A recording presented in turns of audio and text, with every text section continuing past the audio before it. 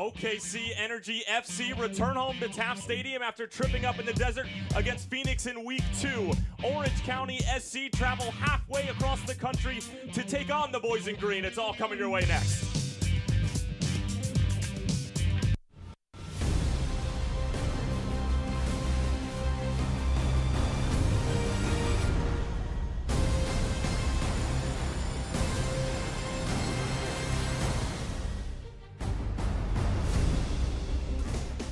Steve Cook and OKC Energy FC return home to Taft Stadium after their trip to Phoenix over the weekend to take on Braden Cloutier and Orange County SC, a battle of two first-year head coaches and fantastic midfielders. Tyler Terrens along with former U.S. international Lori Lindsay. And Lori, we'll take a look at the Western Conference layout. Orange County traveling nearly 1,300 miles to play this match against OKC. How difficult was it for you to be changing time zones and then having to play 90 minutes? Yeah, extremely difficult. Like you said, time zones become an issue, food, sleep, all of these take their toll and start to have an issue, right? So it's about who can grind it out, who can get the points on the road. Orange County playing back-to-back games on the road, and as you can see from the map, just a ton of teams spread out all throughout the country.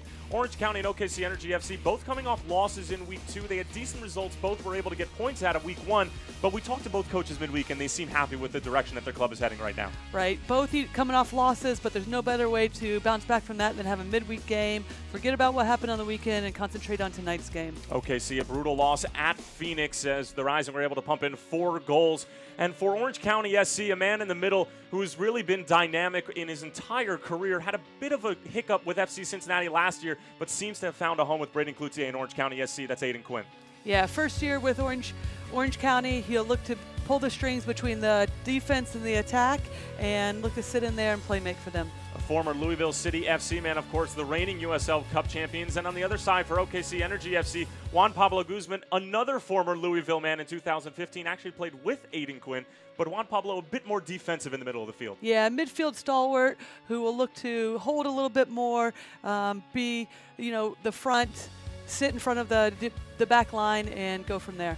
Juan Pablo Guzman was one of the mainstays for OKC Energy FC in their run to the Western Conference Championship underneath Jimmy Nielsen. They're now under new tutelage with Steve Cook, and it's going to be Steve Cook against Braden Cloutier. Again, a battle of the first-year head coaches here in OKC, as it's the boys in green taking on Orange County SC. Orange County still looking for their first 3 points of the season.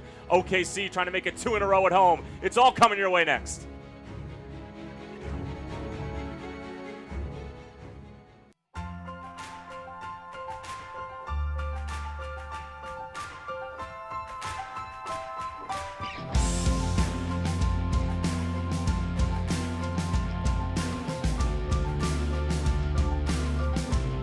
Find your Mercy primary care doctor at mercy.net/energy.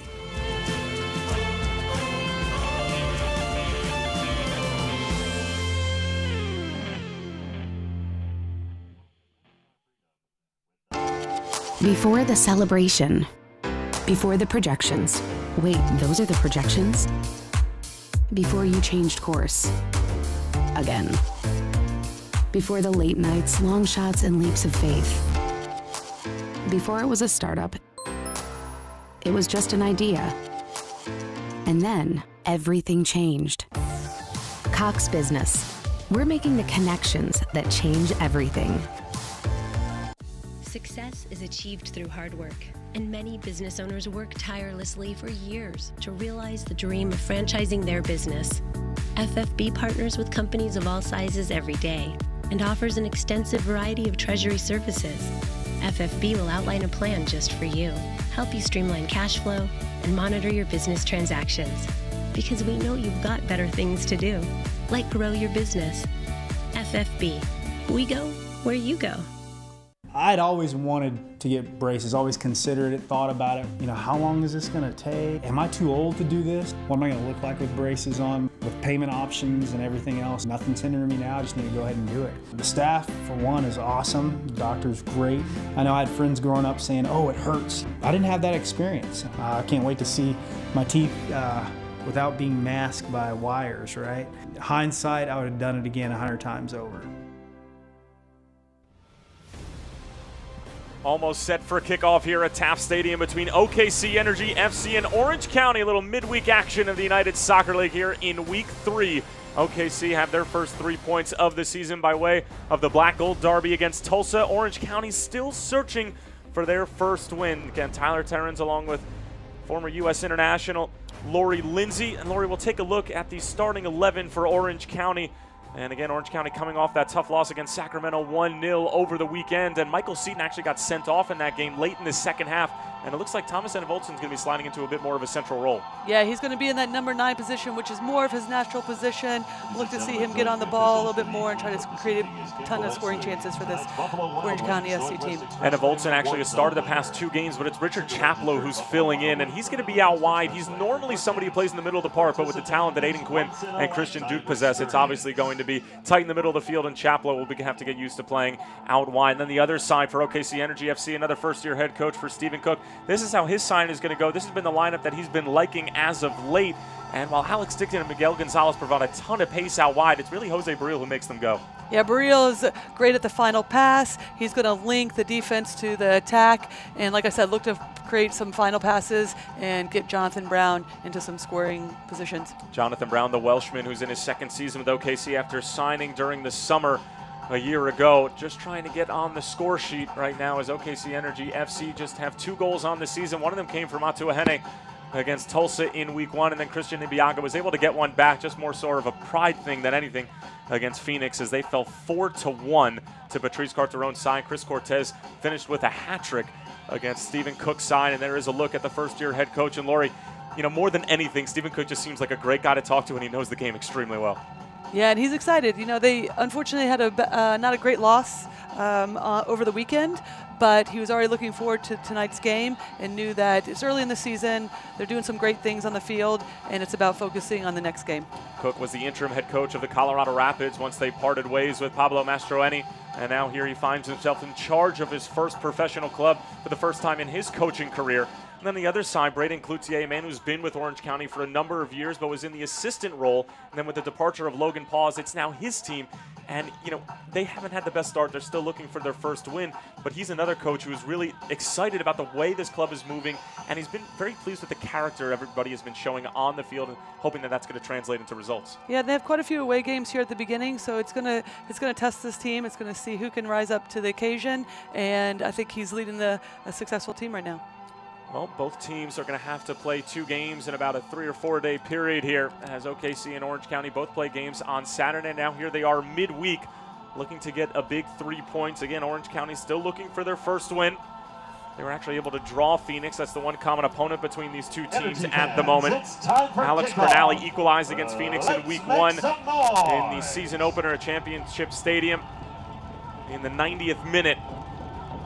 After Solomon Asante got things started in the first half, and the fans here at Taft Stadium are certainly ready for the second home game of the season at Taft. And it appears the referee is ready. We hope you are as well, as we're underway from Oklahoma City. Tyler Terrens along with former U.S. international Lori Lindsay. Glad to have you with us here on this beautiful Wednesday night. And OKC sporting their all-white kits, Orange County in the black. And already an early turnover from second-year man Callum Ross coming over from the Charlotte Independence in the offseason. Stephen Cook has been really impressed with his ability in the middle of the park. Says he still has a lot to learn. He's about 23, 24 years of age. There's an early foul there against Jose Baril, and OKC Energy, not necessarily a fan of the call, but probably the right one. First look at Aiden Quinn tonight. Star player to watch for Orange County.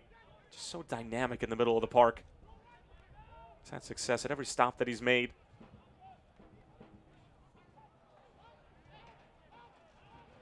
Quinn going out wide.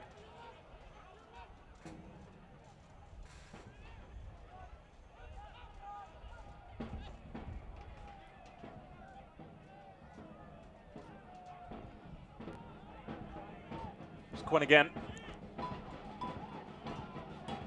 Contact from behind. Referee says play on. And Orange County will maintain possession. Back-to-back home games, traveling nearly 1,300 miles to play this match in USL schedule this season.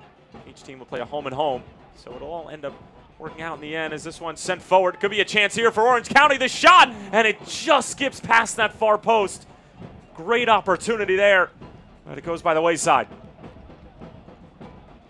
Well, we're only 2 minutes in, and Orange County SC is already getting some good scoring chances. Little flick on. Unfortunately, just goes a little bit wide. It was Mark Segbers who was able to squeeze in between the defense line of OKC Energy FC.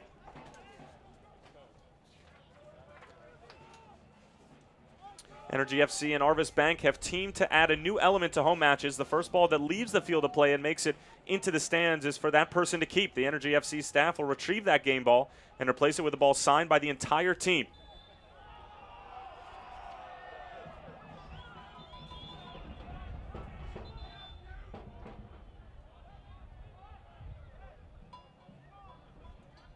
Well, we talked about at the beginning of the game, Lori, which team was going to be able to grind it out and sort of overcome the trials and tribulations that come with playing a midweek game, and it's the team who traveled 1,300 miles right now that's on the front foot. Yeah, a lot of touches. We talked about Aiden Quinn at the beginning. He's already seen quite a bit of the ball, and I think it's the midfield that's going to kind of decide this game tonight. Who can win the challenges, who can win their own individual battles. Well, it'll be interesting to watch Aiden Quinn and Juan Pablo Guzman go after it. Quinn a bit more offensive than Juan Pablo Guzman, but the two of them were teammates at Louisville City in 2015 under James O'Connor. Of course, the reigning USL Cup champions. Oscar Sorto.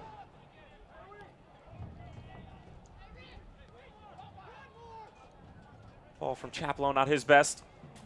Jordan Cano. And it'll stay with OC.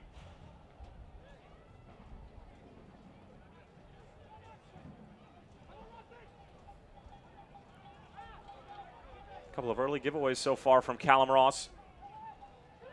Trying to clean it up in the early going. Christian Abiaga getting a touch. He had the lone goal in the loss against Phoenix on Saturday night.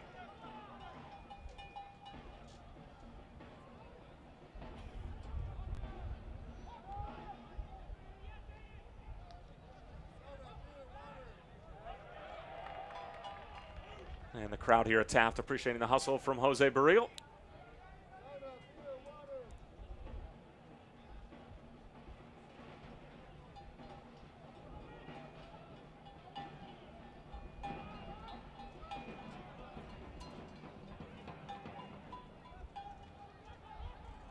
Callum Ross stumping it into the channel, hoping that Barril will be able to run on to it along with Jonathan Brown. First time that we've seen OKC Energy FC make camp in Orange County's defensive third, and we're almost 5 minutes into it.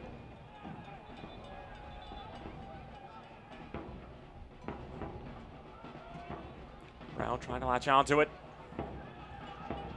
As Powder was actually able to keep it in play. It was well done, and it'll stay with OKC Energy.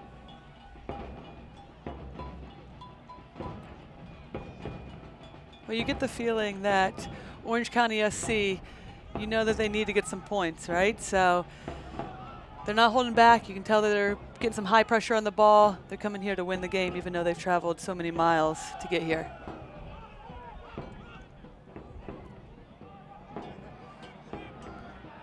Good defending again from Powder. Able to dispossess Jonathan Brown. Good ball over the top. Ibiaga is there. Stands strong on the challenge.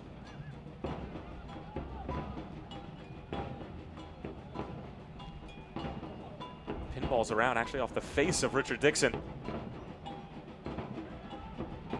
And Aiden Quinn will just thump it the other way. And or you mentioned Orange County needing to get points. But at the end of the day, it still only is week 3. But I'm sure Braden Cloutier, the last thing that they want to do is come out empty-handed. And then have to obviously play on the weekend again. Well, you're exactly right.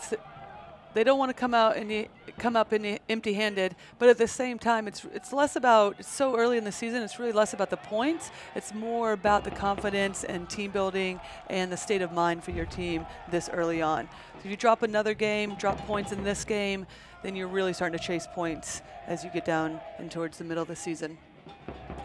Well, it wasn't chasing points last year that really was the problem, is that they had all of these games in hand at the beginning of the season, and they just didn't take advantage of it. And talking with Braden Cloutier about it, he just said, you know, it was sort of an expectation that the points were going to come just because they had games in hand. And it was sort of a character issue, and one of the big pieces for Orange County in the offseason with their front office was getting players of high character and guys who are going to be professionals day in, day out at training and treat every game like it could potentially be their last. And it seems like they found that, especially in the middle of the field. He mentioned Aiden Quinn and Christian Duke and just their ability to conduct themselves as professionals, not only their production on the field, but off the field as well. And that's key, especially when it's your leaders, all the younger players looking for them. They're leading by example, and then they're also leading by example on the field as well. Well, Quinn just 25 years of age, Kristen Duke 26, so they're not exactly wily veterans, right. But you know, they've been around the block at this point. Christian Duke, Swope Park Rangers, obviously Western Conference champions from a year ago, and Aiden Quinn, similar accolades with Louisville City FC in 2015.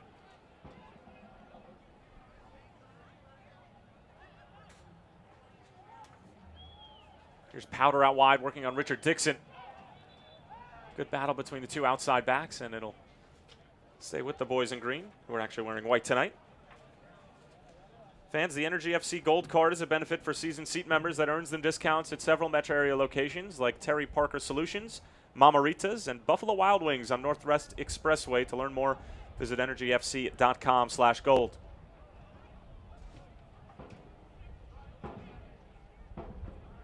Big challenge from Baril. As him and Christian Duke playing a game of Twister together. Callum Ross, another giveaway. Chapelo on into the foot of Venevoltson, able to bring it down for the overlapping Sorto. Sorto squaring it across. Chapelo swinging to miss Venevoltson. Good fall for Chapelo here, and a big block in front, as it looked like it was Ibiaga who got the last touch, and it was a very important one. Sloppy from OKC, but Orange County not necessarily taking advantage just yet. Yeah, good low ball. Not much pace on it, but it's scrambling in the middle, and they win a corner out of it. And it was this block right here at the end from Ibiaga, able to get down. Corner kick comes in. First time volley over the bar from Hume. It was a free opportunity as OKC Energy just completely lost track of the center back on the corner. Orange County knocking on the door in the first 10 minutes of this one. Yeah, we're only 10 minutes in, but I'm a bit surprised by OKC Energy's start to this game. It's pretty quiet. I thought they would come out guns blazing. They're at home. They lost 4-1 to Arizona over the weekend, and so I thought they were going to have more of a statement. But right now it's all Orange County SC. Well, Orange County certainly looks like the team that hasn't won their first game yet this season. Much more of a sense of urgency than the home team at the moment, but still a long ways to go as we're officially into the 11th minute here at Taft Stadium in week number 3 of the USL 2018 season. Ibiaga. Great defensive work from Christian Duke. And Orange County will play quickly. Aiden Quinn looking to switch the point of attack. It's on a dime. Here comes the overlapping run. Segbers for Sorto. Sorto into the middle. And it was Joseph Ajay who got the challenge in there.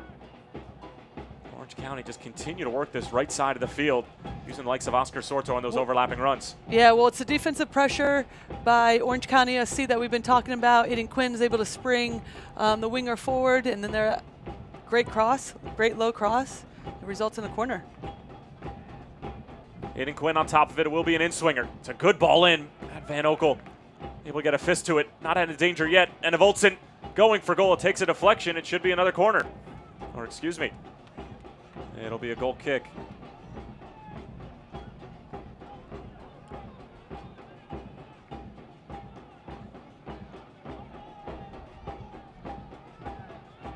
all the way back for the 26-year-old keeper from St. Louis, Andre Rawls.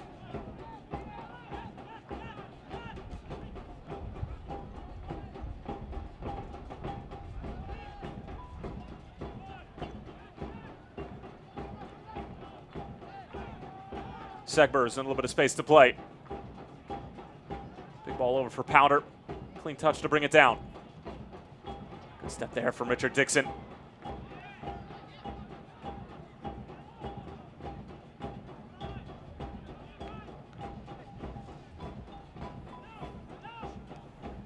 Cornally looking for an option. Interrupted by Callum Ross. Here's Chaplow. Sends it into the corner. Segbers is going to be able to get there. First time into the box. It's a great ball. And Evoltson! Oh, it's a world-class goal from Orange County. And Evoltson is first of the season, and Orange County have a 1-0 lead here at Taft. Orange County SC goal by number 7, Thomas Inolfsson. Assisted by number 17, Mark Segberg. Time of the goal, the 13th minute. Well, it's been all Orange County SC from the get-go. They've had a field day out here on the right side. Segberg plays a great ball, low and driven along the front of the goal, and Inolfsson is able just to place it in the corner. Past the goalkeeper, nothing the goalkeeper can do. Well, the ball from Aiden Quinn looked like it was probably going to travel out, but the turf just sort of held it up, and it allowed Segbers to be able to run onto it, but you can't say enough about that one-time cross into the box with a bouncing ball. It's extremely difficult to do. Extremely difficult. It was low, driven, difficult to defend as well. Hard for goalkeepers to see. This is a fantastic start from Orange County SC. Well, they certainly deserve it of the first goal of the game. They have completely outplayed OKC Energy FC in the opening 13 and a half minutes or so. They've got their reward. Thomas Evoltson, his first goal for Orange County SC and his first goal of the season. 30-year-old from Aalborg, Denmark. She played in the 2010 World Cup for the Danes, 11 Danish national team caps. And recording his first goal in the United Soccer League. He's played in some big matches in the UEFA Champions League. He's actually scored at Tottenham, in what used to be Tottenham's home ground, White Hart Lane.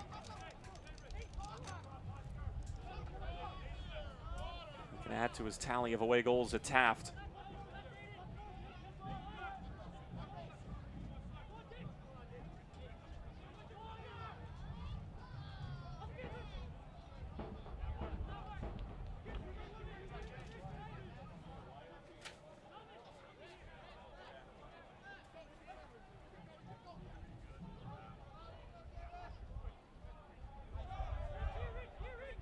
Jordan Cano looking for an option.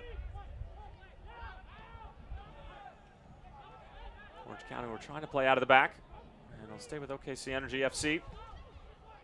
Fans, a Mercy physician can keep you at the top of your game. Find your doctor at mercy.net/topgame. At Mercy, your life is our work. Early ball sent in. Alex Dixon can't get there. Miguel Gonzalez a little bit late to the party. And Noah Powder will just send it the other way, but only as far as Richard Dixon.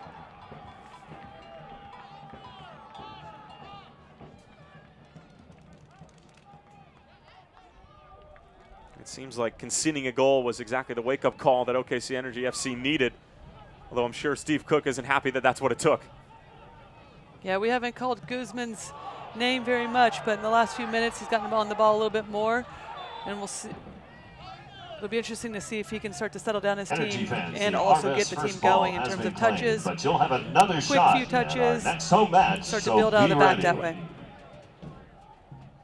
He just hasn't had an opportunity to be on the ball yet. I mean, it just seems like Orange County has been in possession for the entire first 16 minutes. I mean, OKC have obviously had the ball, but they've given it away every time they've won it back. Yeah, Orange County's defense has put the OKC Energy under a ton of pressure and coughed the ball up pretty easily. And then it's just been finding Aiden Quinn in the middle, and then he's just been distributing from there.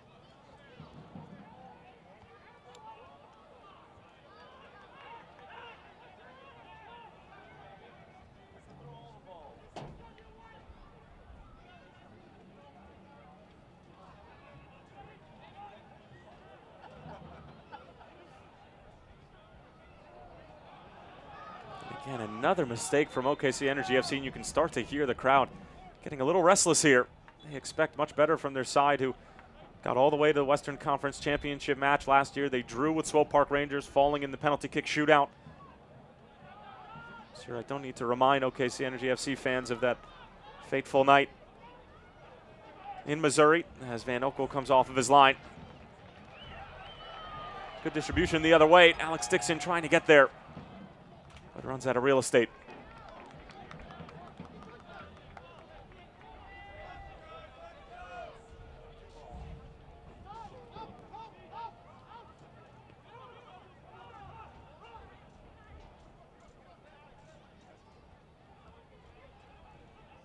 There you see the shot statistic. I think that really says it all as far as who's dominated this match so far. And obviously one of those shots finding the back of the net, coming off the foot of Thomas Enevoldsen. Well, we talked about how traveling, time zones can be an issue, nutrition, sleep, all of that can play its part in terms of whether you perform well or don't perform well on the road. But at the same time, sometimes that's what you need. You need your team to be together, you need to travel, and it's kind of like a wake-up call, as you mentioned, to, hey, we need to come together as a team, we need to get some points, it's early in the season, but we're going to eat meals together, we're going to be on the road, we're in this together. And sometimes that's what you need is a road trip to refocus your team. Well, that's what you and I were talking about off air right before the game. I asked you what you missed most about the game, and you said it's the camaraderie, just being, with your teammates, and obviously traveling and eating meals together. It builds that chemistry. And for a team like Orange County that had so much turnover during the offseason, a new coaching staff coming in, I think that you're right. That's exactly what they needed. Chaplow going the other way. And Joseph Ajay able to deny the cross any further from Chaplow.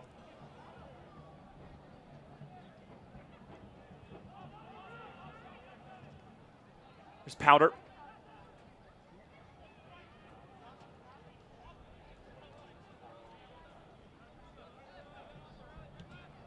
Cornally finding Segbers, who assisted on the Enevoldsen goal, looking to run right at Cano. Just couldn't clean up that touch. Miguel Gonzalez gives it right back.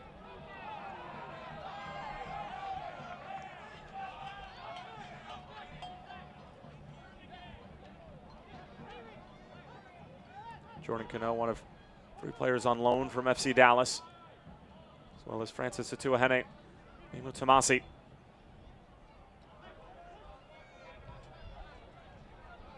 Atuahene scoring in his professional debut in the Black Gold Derby against Tulsa in week 1. Cano maybe a bit too clever there.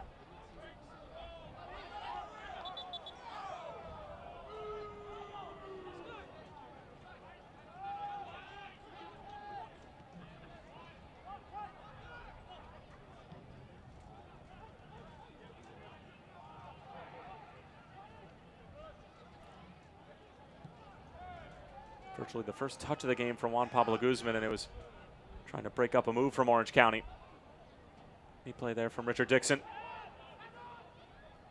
Ajay back for Van Oekel, and able to find Jordan Cano. Much crisper here from OKC Energy FC.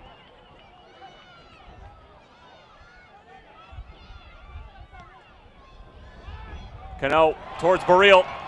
Cushion header for Alex Dixon. Dixon towards the byline. Into the back post for Brown, but it's over his head. Richard Dixon able to keep it alive on the other end.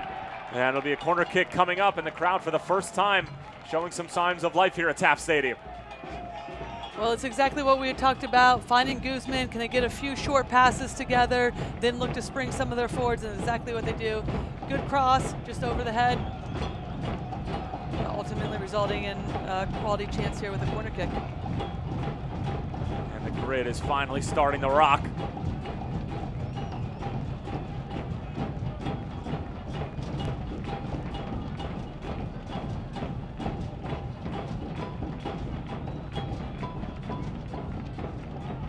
Jonathan Brown to take for OKC Energy.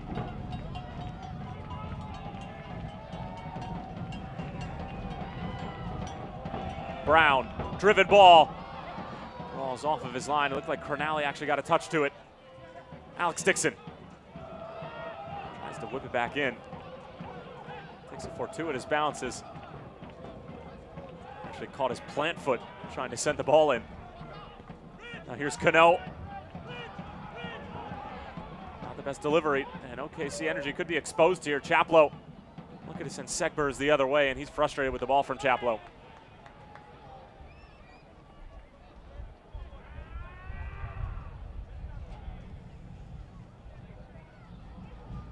Correct me if I'm wrong, Lori, but it just seems a little anxious from OKC Energy. Yeah, there's not much combination. There's some misplaced passes. Just after one or two passes, then they're just launching the ball, or it's getting dispossessed by Orange County SC. So settle things down, look to get to Guzman, see if they can play 1 and 2 touch. Positive possession, meaning is it about 90% of the chance it's going to make it to your teammate. Get a few of those, gain your confidence, and then you can start to play some more risky passes.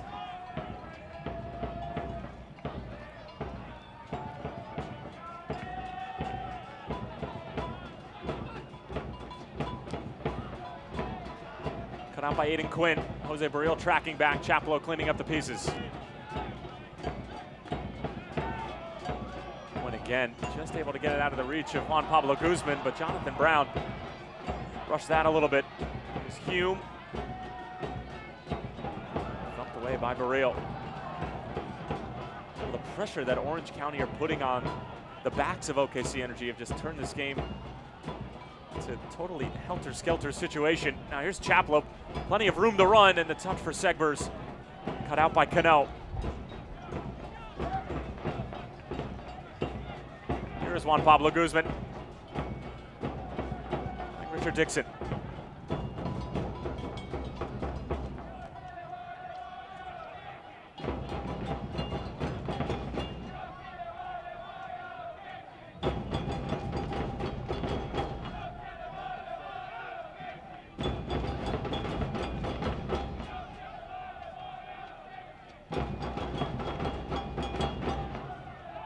County really sitting off now after virtually pressing for the first 24 minutes of the game.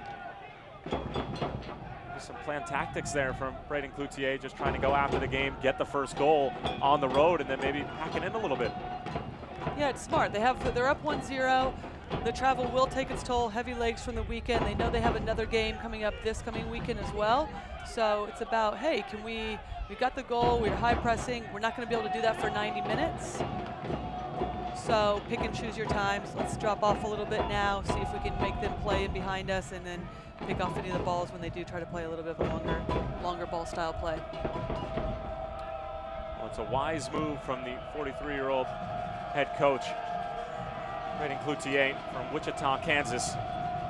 It's his 4th season with Orange County, but first at the helm.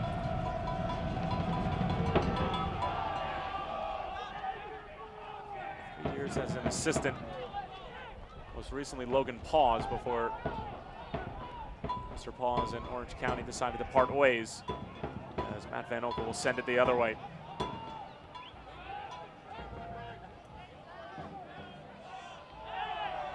Oscar Sorto able to win it from Miguel Gonzalez, but it'll end up being OKC Energy throw-in.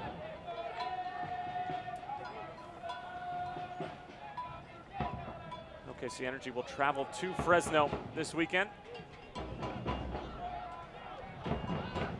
Take on the expansion side that is still looking for their first 3 points.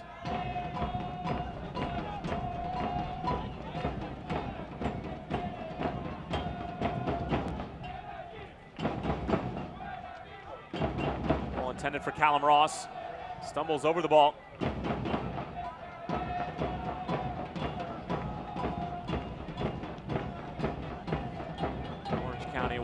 Crack at David Bodrill's Tulsa Roughnecks on Saturday as well.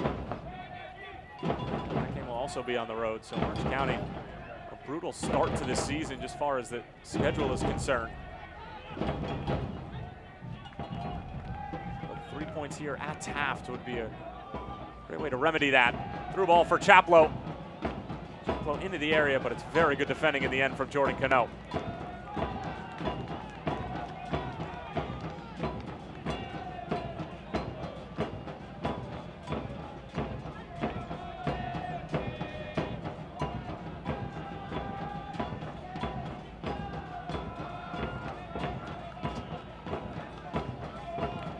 mentioned briefly, Lori, what OKC Energy might be able to do to just sort of find a rhythm. You said it's a few short passes here and there, but if Orange County are not going to sit back and let you play, I mean, it must become super frustrating at some point.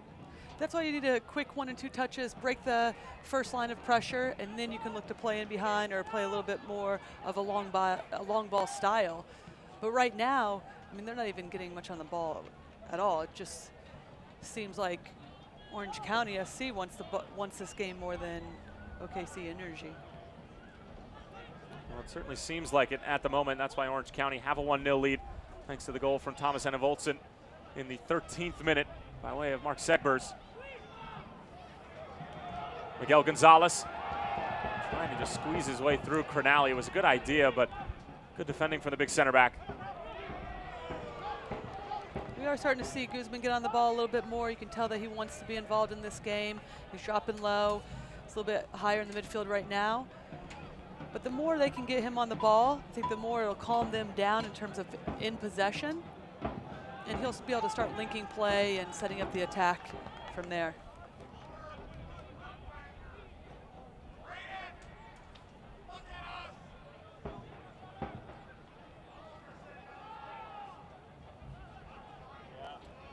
Fans, the Energy FC Gold Card is a benefit for season seat members that earns them discounts at several metro area locations like Fandango, Fit Spa, and Supermercados Morelos. To learn more, visit energyfc.com/gold.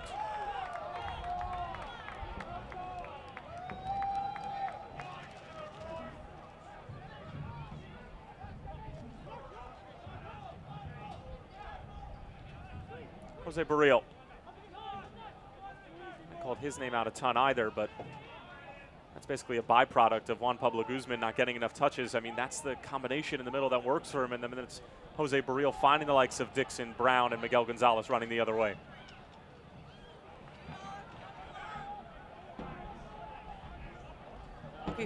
OKC Energy is starting to get a little bit more possession, but it's mainly from their back four, so it's not really getting them anywhere. It's in their defensive half. And Orange County is doing a good job of still putting in some decent pressure. They're winning the ball right back in their attacking half. Hume. Powder cutting inside. Chaplow with some space. The heavy first touch showed way too much of it with Jordan Ajay.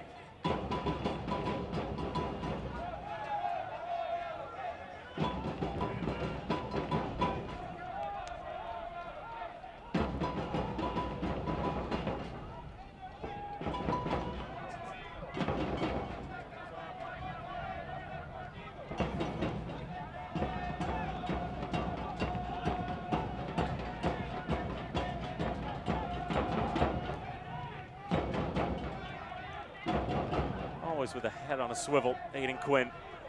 Aiden Quinn's been fantastic these first 30 minutes.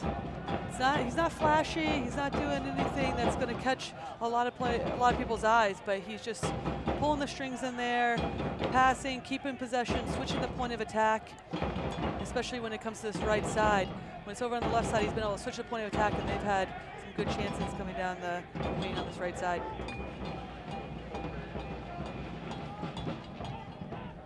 Juan Pablo Guzman. Nobody stepping to him just yet, so he took the space in front of him until his pass was cut out.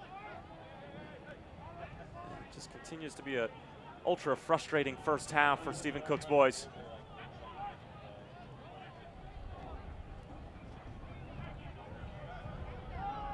Christian Duke, former OKC Energy FC man himself, had stints with the squad in 15 and 16.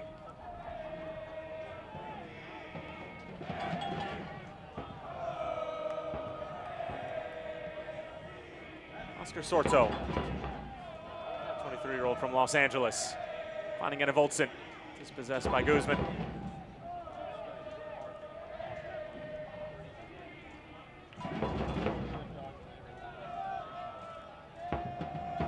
But when things aren't going well on the field, the one thing that you can't control is your defensive pressure, your defensive effort.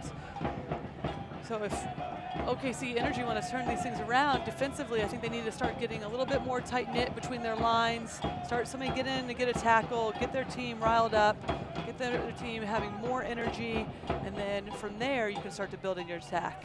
But until you start to have your players starting to fight and willing to do some of the dirty work, it's going to be a long night. Already played a half an hour here at Taft Stadium as Alex Dixon gives another ball away. Mark Segbers looking to take advantage.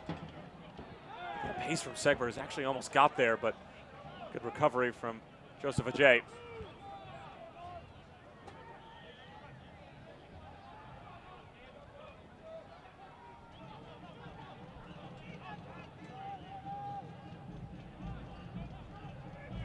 Segbers just 21 years of age. St. Louis, Missouri originally. Attended the University of Wisconsin from 2014-2017. Is on loan for the New England Revolution, and he is proving his worth here in Orange County. Ball sent in. Easy work for Rawls, who falls on top of it. And while that was a decent catch from Andre Rawls, let's check this catch out.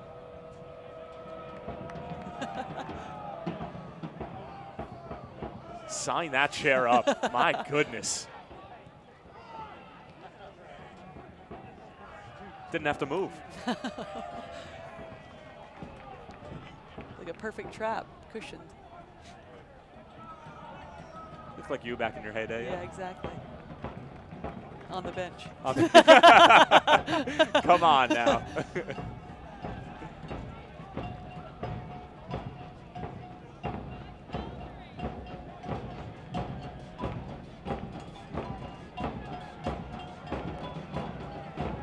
Miguel Gonzalez with some room in the box. Strange from Orange County, had time to bring it down. Eventually was closed down, but still.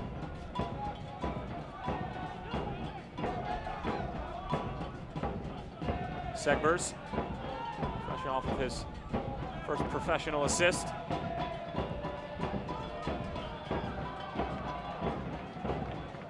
Noah Powder. Voltson, clever touch for Chaplow. Orange County on the move. Chaplow leading the charge.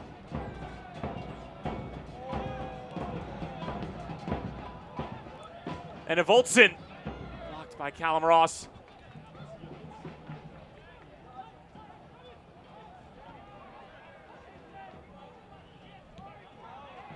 Powder just couldn't get that second defender to bite on the move like he had hoped.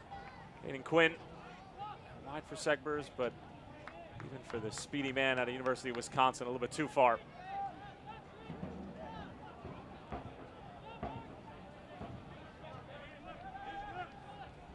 Orange County just looked like they're having fun out there. I mean, 2-3 passes from Christian Duke and Matt Bierman inside of OKC Energy's own box. That's what I was going to say. It looks like a pickup game. We spoke about the defensive pressure for OKC Energy, and it's just not there. They're on top of their box, or actually inside the 18, and they're just passing tiki-taka soccer and able to do whatever they want. Somebody's got to get in there, get a tackle in, show that they want to win this game, or at least get themselves back in this game. Here's a look at the foul from Sorto. Just a tactical foul, trying to slow up the counterattack, but it earns him a yellow card.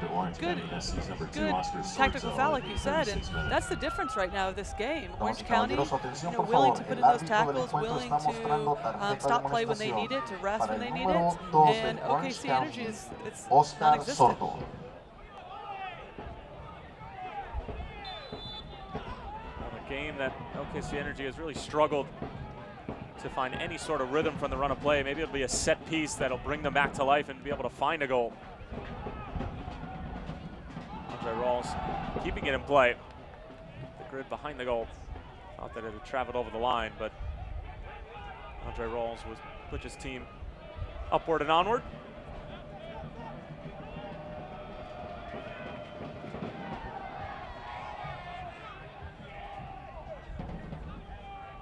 Guzman wins it from Enna Voltson.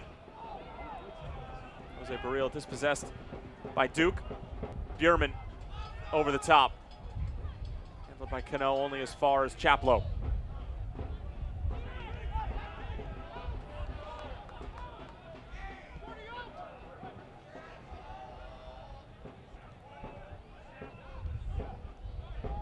Aiden Quinn. Great ball out wide for Sorto. Trying to skip around Baril. Good defending from the Spaniard.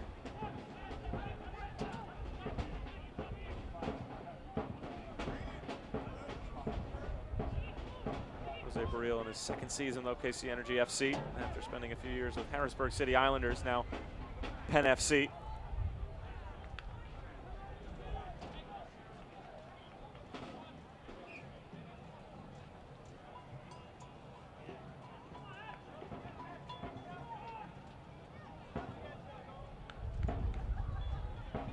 The corner coming up for Orange County. Maybe looking to double their lead before the halftime whistle. Aiden Quinn. Low service towards the near post. Never got past Jose Baril.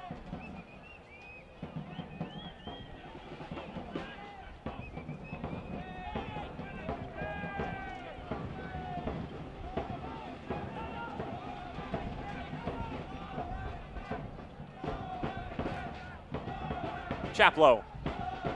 Decent delivery. Handled with ease by Joseph Ajay. Has the presence of mind to play out. Basically in front of the goal mouth.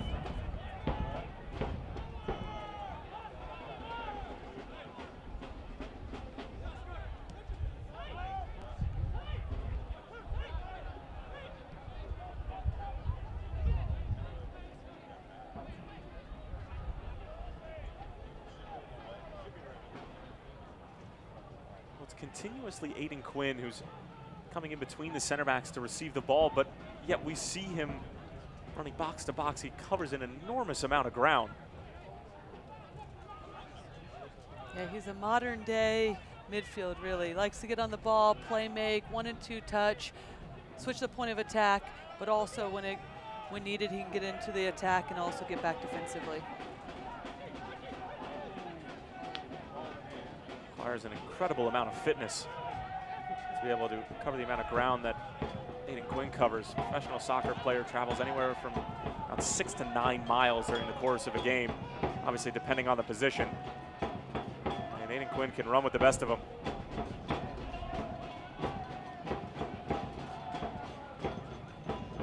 It also helps when your team wants to keep possession and, again, 1 and 2 touch style soccer, because then it makes it for a little bit less running. Chaplow on the first time, handled by Van Okel. But again, just brilliant build-up play from Orange County as the ball came in for Enna Voltson. And just a nice cushion header for Chaplow. Yeah, this time coming down the left side. Great little header back. Great idea, and then low and hard. But unfortunately, smothered by the goalkeeper.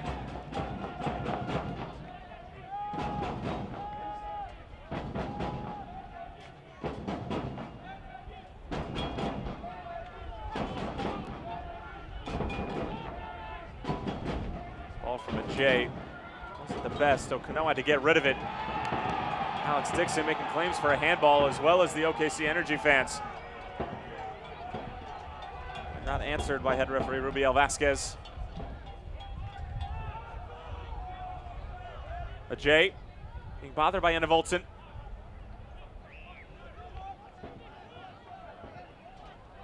Joseph Ajay, one of the more nonchalant center backs you'll ever see. He literally could be facing his own goal and still try to play out of the back. Hasn't given it away yet. No, I think they've had the most touches in the game. They're the ones that are setting play. Christian Abiyaga somehow was able to find Jose Baril. Now here's Richard Dixon.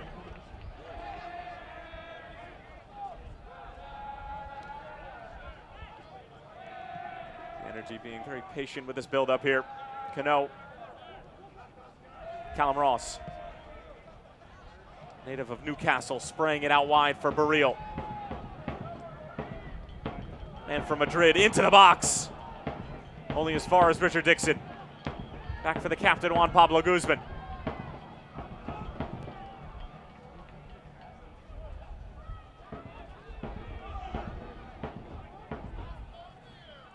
String of at least 20 passes from the boys in green.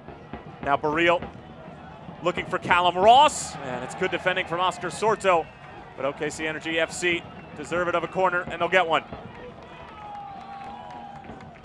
And this is the first time that we've seen all game OKC Energy be able to play some short passes, play possession, and then it results in a good cross, but just out for a corner kick. Jonathan Brown whipping it in near post.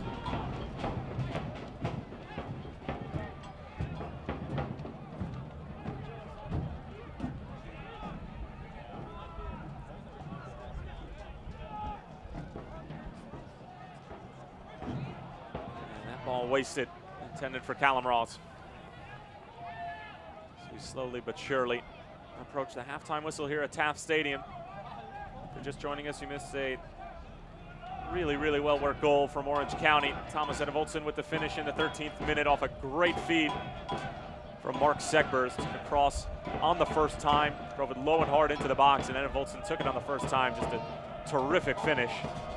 That's where we stand at the moment. Orange County just dominating every facet of this game.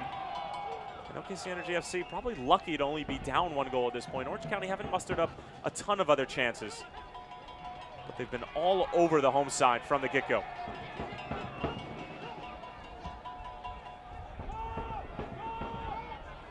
Briel providing pressure, forcing Hume to go out of bounds.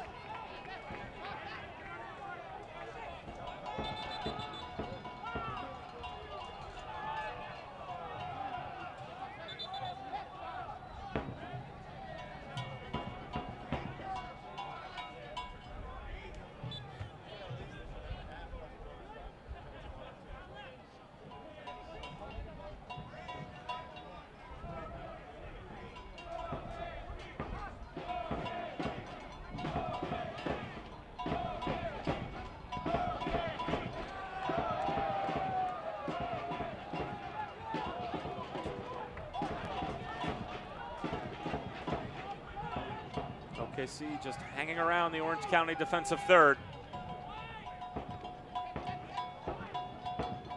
Chaplow, Enevoldsen.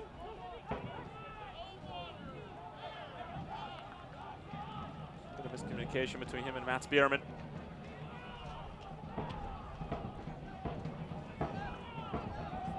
Joseph Ajay.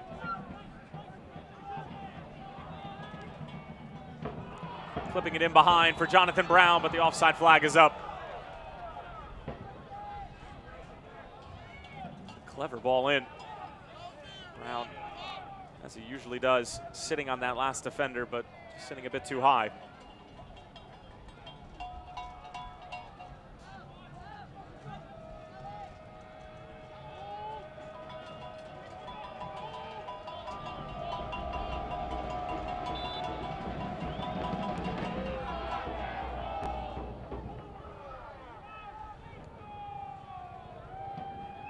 Ladies and gentlemen, the fourth official on the sidelines indicated there'll be a minimum of 1 minute of added time in the first half. 1 minute. Stoppage time.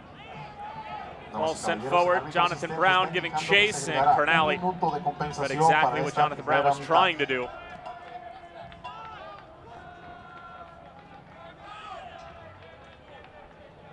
Still time, maybe for one more chance left in OKC Energy FC.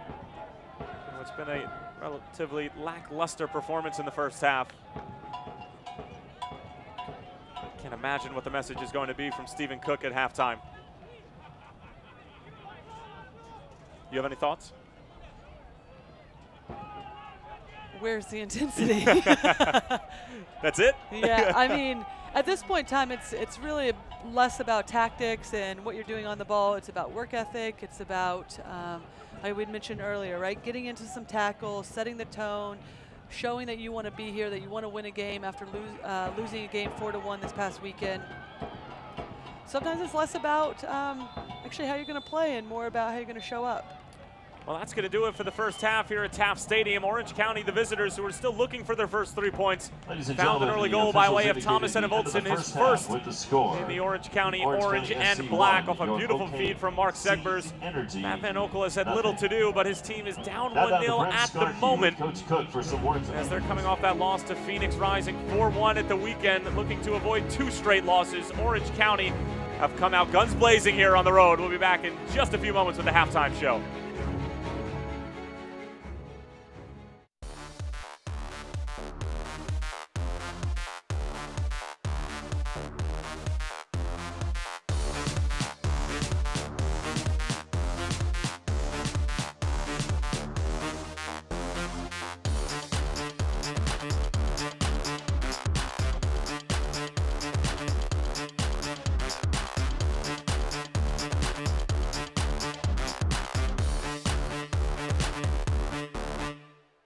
I'd always wanted to get braces, always considered it, thought about it. How long is this gonna take? Am I too old to do this? What am I gonna look like with braces on? With payment options and everything else, nothing's hindering me now, I just need to go ahead and do it. The staff, for one, is awesome. The doctor's great. I know I had friends growing up saying, oh, it hurts. I didn't have that experience. I can't wait to see my teeth without being masked by wires, right? Hindsight, I would have done it again 100 times over.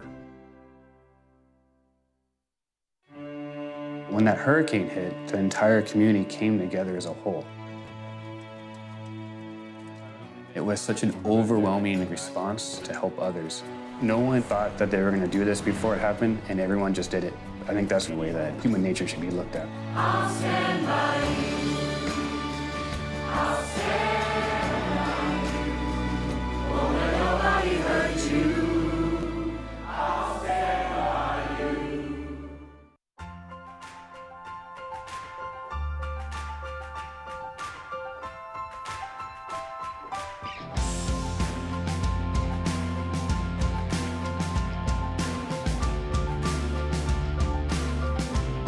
Find your Mercy primary care doctor at mercy.net/energy.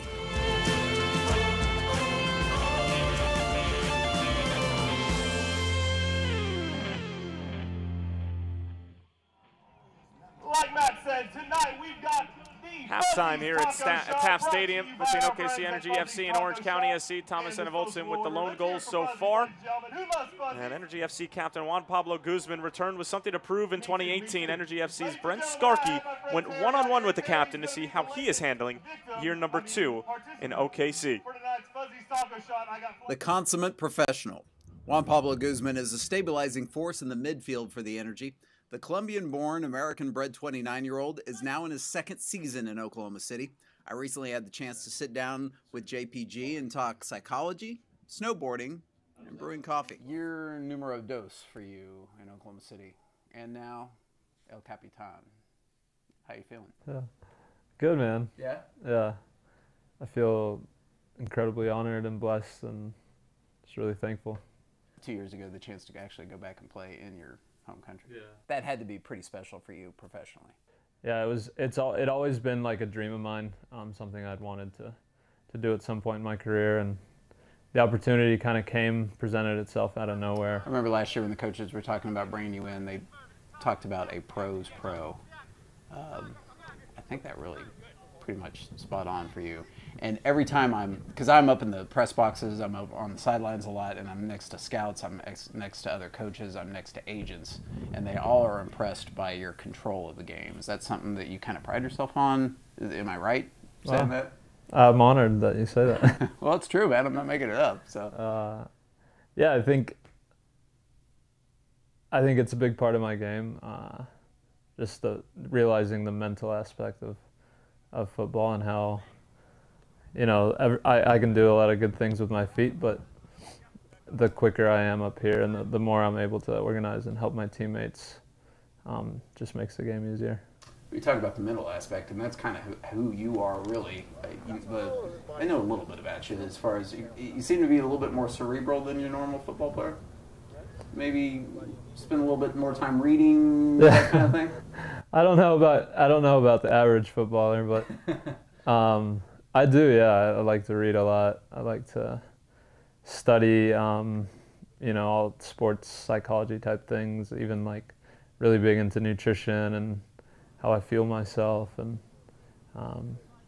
so I believe that whole mental aspect of things is really important. And actually, the year I spent in Colombia was a huge challenge and test for me mentally, where I learned and grew more in that aspect than I ever had. And so I started working with a sports psychologist and just kind of learning to strengthen myself mentally, learning about meditation, visualization, and realizing just how much that affects the things you can do with a ball. Application of mathematics Science with technology and engineering. Beautiful skyline of downtown Oklahoma City, but that's the only thing that's been beautiful here at Taft Stadium tonight, as the play from Steve Cook's boys has been anything but. They trail Orange County SC 1-0 at the moment. We're going to step aside for another quick break, and we'll take a look at part number 3 of interview with USL President Jake Edwards. Every home match this season. Hi, we're being joined today by Jake Edwards, president of the USL. Just getting ready to kick off an exciting 2018 season. Jake, thank you very much for joining us today. My pleasure. So, Jake, the expansion this year has brought a large group of new owners to the USL to complement this already very strong base of ownership that we've seen that's really led to the success of the league. Talk about the USL ownership group and what these new folks are bringing. Many of our owners, I'd say the vast majority of our owners now, have owned and operated sports organizations in multiple different leagues. They bring with them a real understanding of the economics of sport, what's required in terms of an investment level in the facilities, in the community, in all the different programs that our teams run. So for me, it's a privilege to get to work with all of these very experienced businessmen and women on a daily basis, and I'm just constantly thrilled by the commitment and investment they have into their local communities and ultimately into our sport. The new owners that are joining our league now are coming in every year with bigger ambitions. For us, we continue to drive value from a business point of view. The model continues to attract more and more sophisticated owners into the league, and that's something that we believe will have such a positive impact on the future of this league and the new initiatives that we want to embark upon. Last year we surpassed 2 million in attendance. Talk about what your expectations are for this season, and in terms of attendance at live games and just overall awareness of the league. Yeah, our fans are the lifeblood of this league, as they are for every league. We've seen the support for our clubs grow exponentially, already significantly ahead of where we were this time last year on average per club for season tickets. I think it speaks to the excitement. It speaks to what's happening in the local communities. It speaks to all of the things we're trying to do, building new stadiums, creating more exciting, authentic environments, attracting better players, having a more competitive and compelling league. I think it's, at least for the league office here, a substantial investment in content production and infrastructure around the broadcast, around the digital and social. And so we take great pride in growing that area of the business and engaging with the fans from a team point of view and a league point of view. More great stuff from USL President Jake Edwards as the fans patiently wait the start of second half kickoff here at Taft Stadium. Orange County with a 1-0 lead thanks to Thomas Enevoldsen. We'll be back in just a few moments.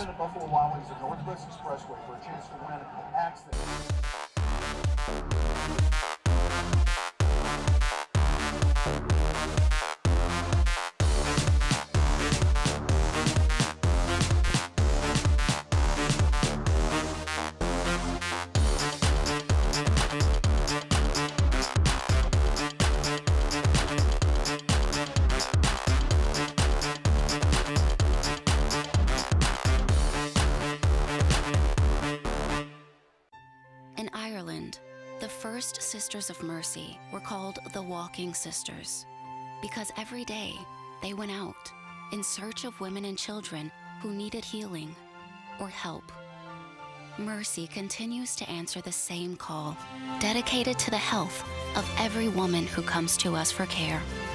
Mercy, in every era, your life is our life's work.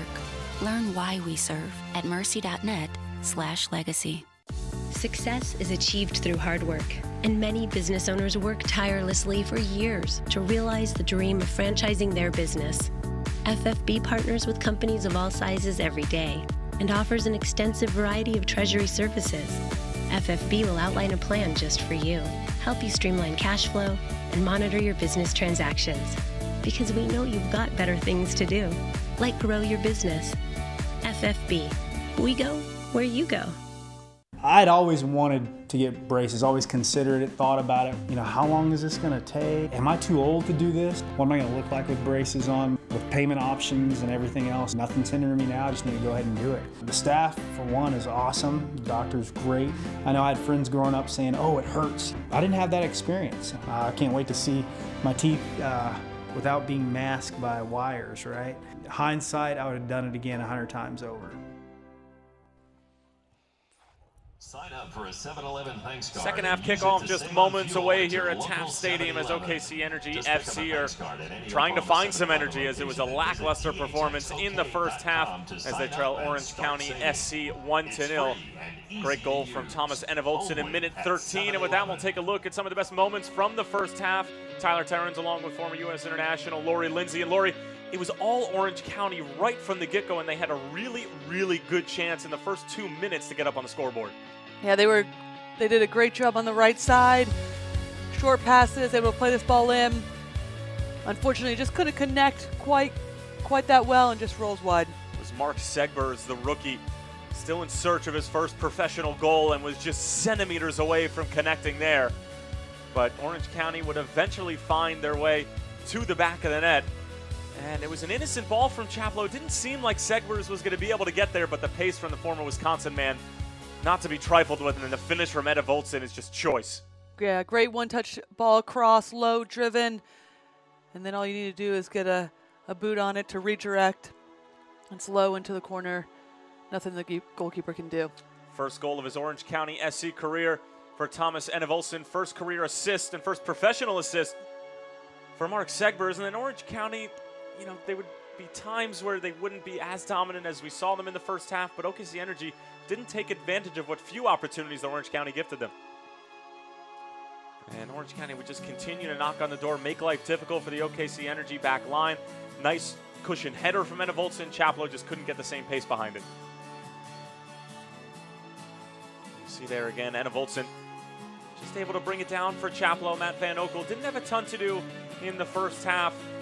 Really one of the only saves that he had to make, but Orange County dominated the stats category, dominated the possession category, and really just every facet of this game. And like you mentioned, Lori, it's just not about tactics at this point. It just looked like a lack of energy and just a lack of wanting to be there from OKC Energy FC, which is such a shame from a club that did so well last year, reaching the Western Conference Championship, and the statistics say it all. I mean, 8 shots to none. Yeah, 8 shots to none, and then the possession actually isn't that surprising. OKC Energy getting a little bit of the edge in terms of possession, but it's more about where the possession was. You know, OKC Energy had a lot of possession in their defensive half. It didn't really go anywhere. Back line had majority of the ball, but Orange County SC, when they got the ball, small short passes, switching the point of attack, having variety in the way that they get scoring chances, or creating chances, I should say, and then resulting in 1 goal in the first half. Well, the fans are still waiting to see the OKC Energy FC that they signed up for, and they've been absent. I mean, we talked about what Stephen Cook might possibly be saying to his guys in the locker room. I mean, is it just as simple as, you know, just sort of starting to get with it, or starting to, you know, have a little bit more hustle, a little bit more defensive energy? It remains to be seen. But, you know, there were some star players from week number 2 that we're going to take a look at that earned their right to be on the USL Team of the Week. And obviously the player that stands out to everybody from this past week was Chris Cortez, finishing with a hat trick in their game against OKC Energy FC, putting 3 past Matt Van Oekel. And it was a game that Stephen Cook said that they didn't feel like they got dominated. If you looked at statistics, it certainly didn't lend to that, but it was just Phoenix coming away with the big opportunities when they were asked of it. Yeah, Coach Cook said, you know, when it was in the big moments, it was Arizona that took advantage of those, and they were able to score 4 goals.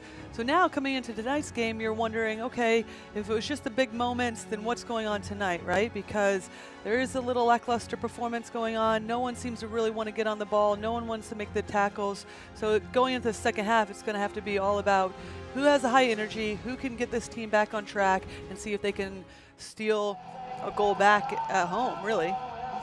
Well, Richard Chaplow and company certainly have to be happy with the first half performance, and We did see a little bit of tactics being played from Braden Cloutier as we saw them really go after OKC Energy FC in the first 20 minutes. They got their goal, and then they just completely sat off, and that's why the possession statistic isn't as skewed as we thought it was going to be, because OKC Energy were just passing it along their back line, not getting anywhere.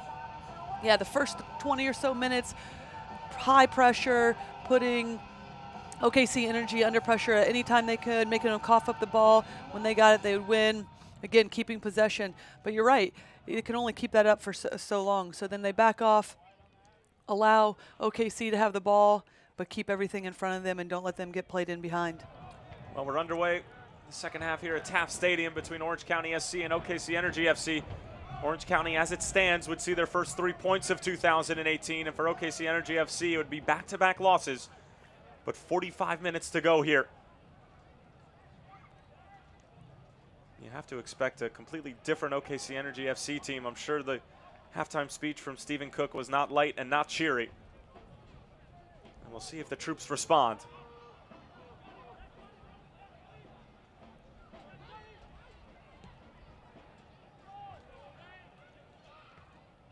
And Voltson trying to hold play up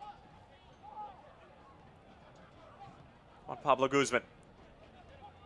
Jonathan Brown finding Alex Dixon.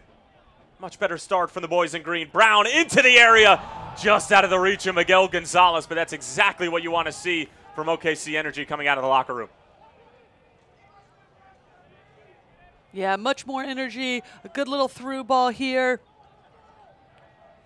And then a one-time cross, difficult for the goalkeeper to read as it's bending away from the keeper. Unfortunately, just couldn't connect on the end of it. You're right, exactly what you want to start. Start getting balls into their 18, see if you get anything on them. And then once the game settles down, start to dictate the tempo and possession.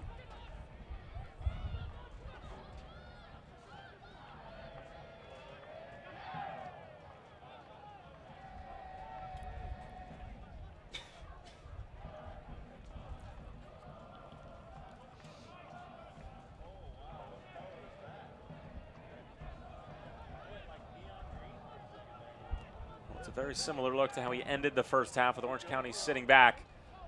And OKC Energy FC just left toying with the ball along their own back line. And the central midfielders of Orange County doing such a good job of screening players in the middle of the field, not allowing OKC Energy to find those seams to be able to link play between the midfield and their attacking front. Yeah, they're no longer high pressing, but at the same time, they're sitting in a defensive block that allows when OKC Energy comes into their area, then they're pouncing on them, putting pressure on them, but they're staying tight-knit between their lines, not letting OKC Energy to play through and dictate tempo. We saw that at the end of the first half as well. Guzman was looking for Brown. Quinn just flicking it along, but cut out by Jose Barrio. Bit of a hospital ball from the Spaniard. Able to make amends, though. And it will be a foul in favor of OKC Energy and a set piece coming up.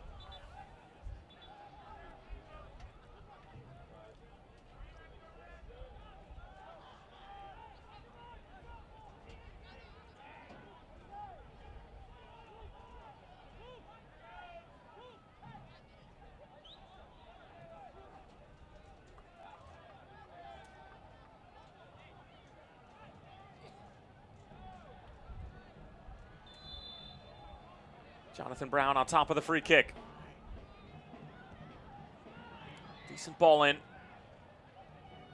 Asks a defensive header of Christian Duke. Kyle Heinlein normally has a long throw-in at his disposal and is usually a lock for the starting 11, but suffered a brutal concussion in the game against Phoenix over the weekend and obviously unavailable tonight. Flick on. Jonathan Brown takes it on the first time, but sailing over the bar. Again, Orange County have not seen the ball yet.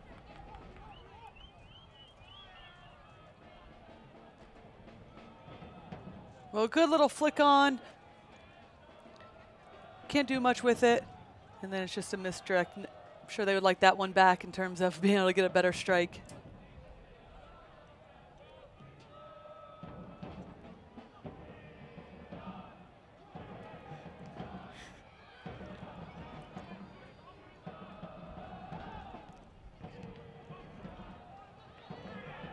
Foot race going the other way. Crenali and Brown got tangled up as Brown was looking for a call. And then Brown in frustration just throwing Crenali to the side.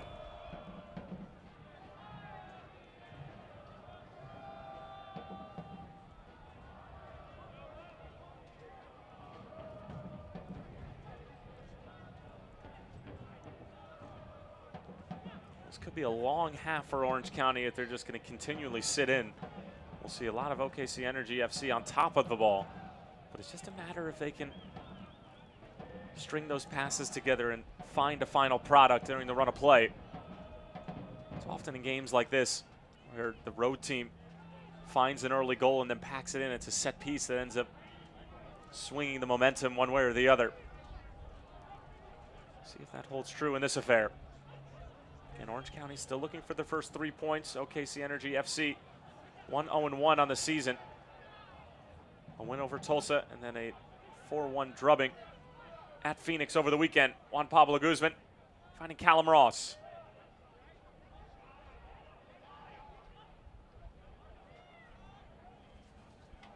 Over the top for Alex Dixon. Tries to take it on the first time, but Hume was there to block it. And another corner kick coming up for OKC Energy FC, who have started the second half much better than what we saw for basically the entire first half.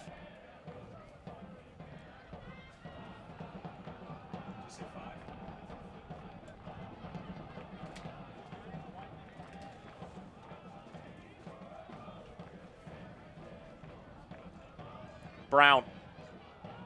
It's a good ball in. Crenali is there. Alex Dixon using his pace. Back out wide to Brown. The Welshman teeing up across, but never got past the first defender.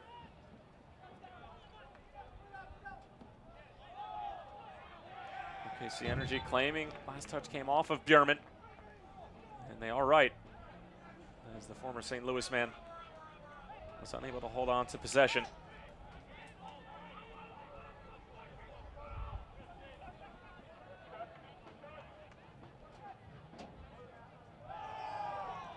Like a high foot there for Noah Powder, who's helping up Jonathan Brown.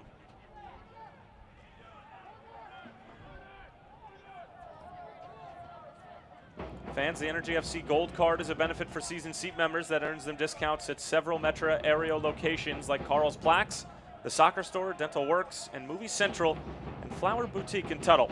To learn more, visit energyfc.com/gold.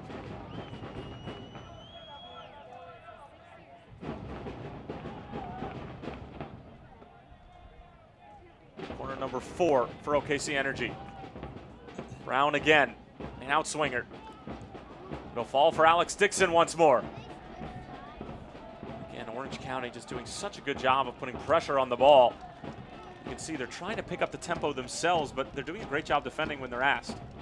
Absolutely. And on the flip side, OKC Energy's definitely come out with some more energy on their side, keeping possession, but purposeful possession, and then finding a little bit of some different ways to attack this Orange County SC team.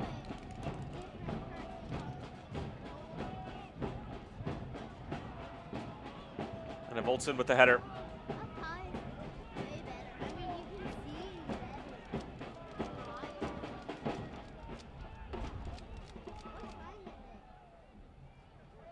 This is exactly what you wanted if you're Orange County, to get the first goal, put your stamp on the game early, and now they're in control. OKC Energy FC is forced to play Orange County's pace, which is slowed down to a crawl at this point.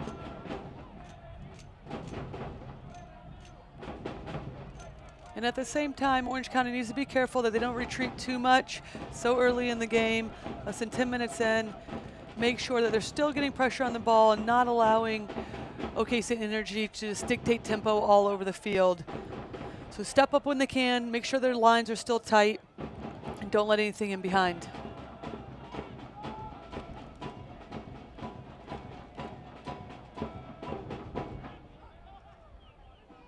Juan Pablo Guzman. Best touch there from Miguel Gonzalez. Ross providing some pressure. It'll fall for Oscar Sorto.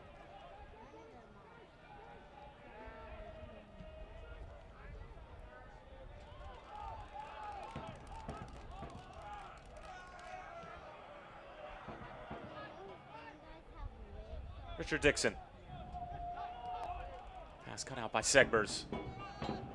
Excuse me, that's Noah Powder on the move. Powder around Callum Ross. Out wide for Bierman. Nice fizzing ball over for Chaplow. Chaplow trying to trip the keeper. It's off the post. What an idea from the captain, Chaplow. Denied by the woodwork. My goodness, what a goal that would have been.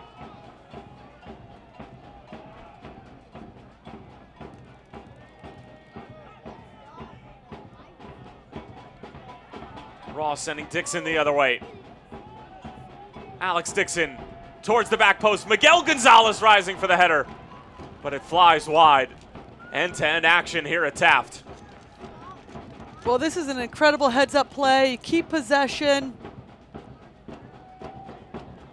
Great little chips. Notices the goalkeeper off his line. Tries to chip him. Ballsy move. But awesome opportunity. Unfortunately, just hits the crossbar. But fantastic opportunity. Well, from our vantage point, it certainly looked like he had it. What an effort from Orange County's number 10. Chaplow, 33 years of age, from Accrington, England. His second season with Orange County. Started in the Burnley Youth Academy over in England. And then obviously elevated to the senior team later on in his career and was with them from 1993 until 2005. Made stops at Ipswich, Millwall, West Bromwich Albion, as well as Southampton along the way. Only had a goal and an assist last season. Started in 16 games, appeared in 20. He was really one of those guys who made them go in the middle of the park, and while it was a relatively disappointing season for Orange County, finishing in 10th place, he was a bright spot, and obviously they kept him around. And it seems like the weight is going to be lifted off his shoulders a little bit with the likes of Aiden Quinn and Christian Duke in the middle of the park now. Free him up a bit more to do some of the more clever things as he's on the ball again. Sending it across for Enevoltson. Could fall for Sorto. Christian Duke on the first time and sailing over the bar and over the grid.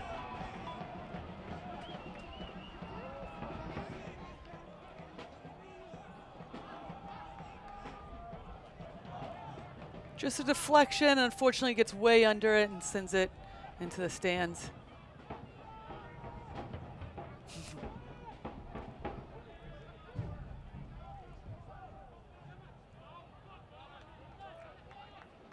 Not the best distribution from Van Okel.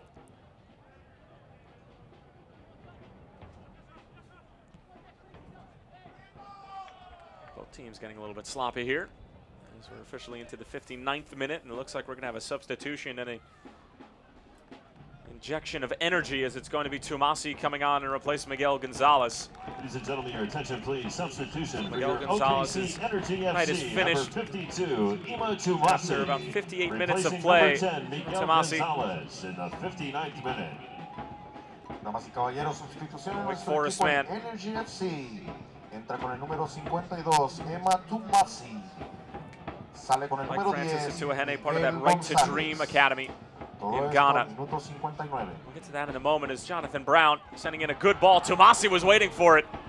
Could have been a first touch goal type deal for Tumasi. But good defending in the end. Big collision there between Ross and Duke. Alex Dixon weaving his way through. Still Alex Dixon. Contact, but no call from the referee.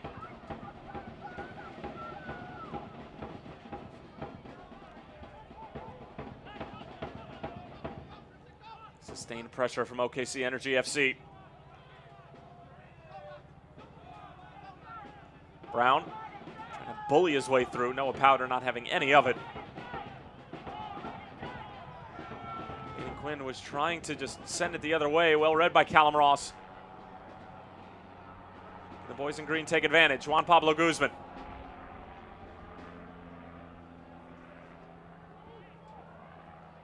Christian Ibiaga stepping forward. In for Burrell, taken down from behind. Nasty challenge from Aiden Quinn, and he will be shown mustard here in the 60th minute. And Orange County starting to become a bit frustrated with the lack of the ball that they're seeing. And OKC Energy FC with a chance to capitalize from the set piece here. Well, we've talked about their defense. Whenever the ball comes in their area, they're going to get it in on the tackle. Unfortunately, Quinn just clips him from behind, takes him down. But I think you're right. A bit of frustration. They're not seeing much of the ball. Orange County,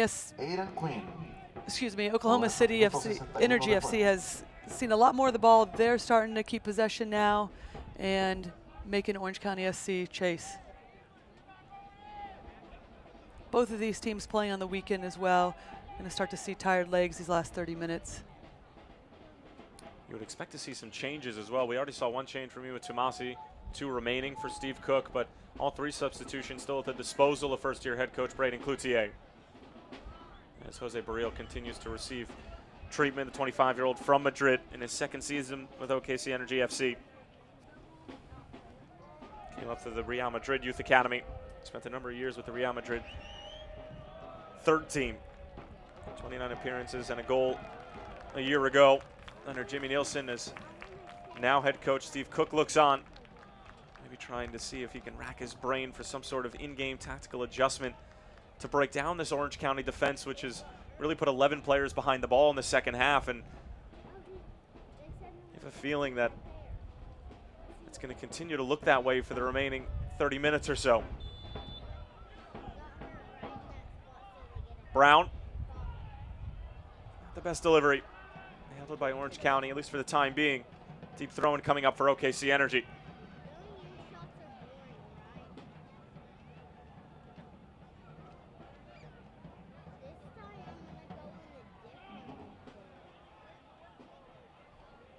Cano.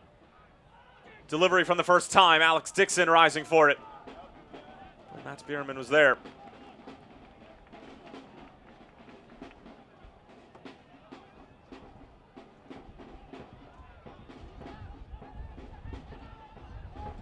Much better tempo here from OKC Energy FC. It seems a bit quicker. More of a sense of urgency.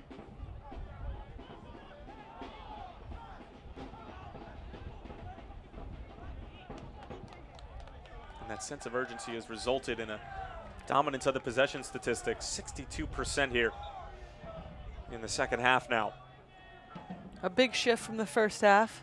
But now it's going to be, they're still trailing 1-0, so now it's going to be, can we use that possession to be efficient with our crosses, to continue to create scoring chances and steal a goal back?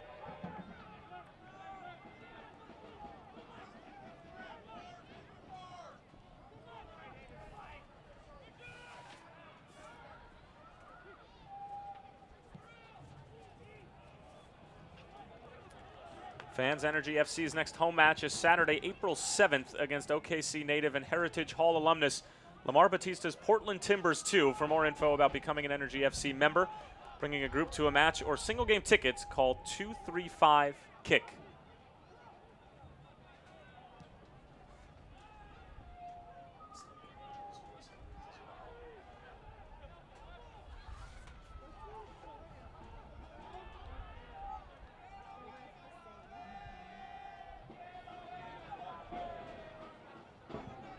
Richard Dixon in for his brother Alex. Alex claiming that he got nipped from behind, but not enough for the referee to blow his whistle.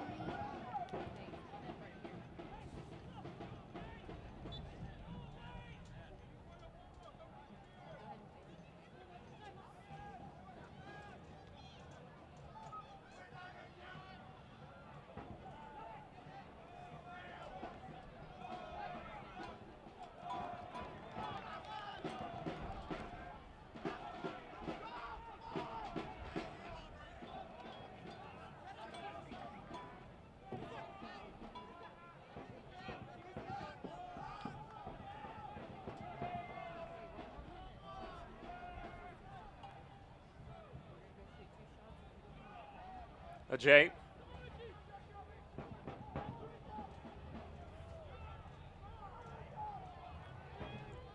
You're right, Ajay does like to have more of the ball. I think he's a midfielder in the back line.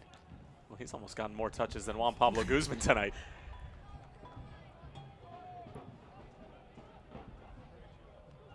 Here's Tumasi.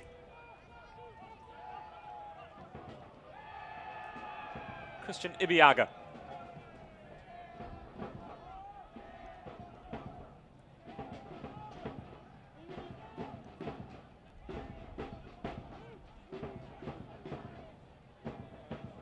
Christian, of course, the brother of San Antonio FC standout from a year ago, Sebastian Ibiaga, one of the best defenders in the United Soccer League, and now with New York City FC in the MLS.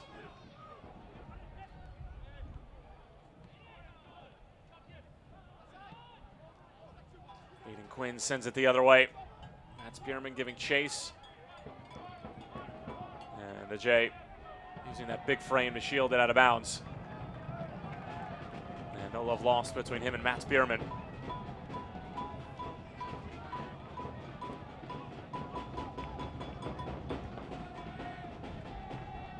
Well, that's a good heads-up play by Jay, just allowing it to roll out, not getting into any much of a physical match that's going to cause any sort of unnecessary fouls.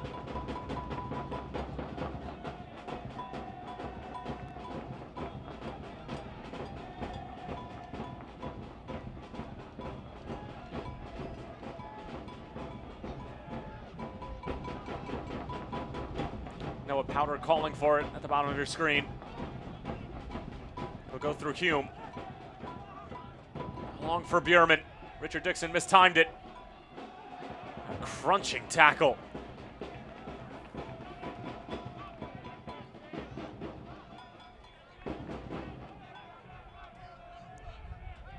The question is, though, OKC Energy was in clear possession there.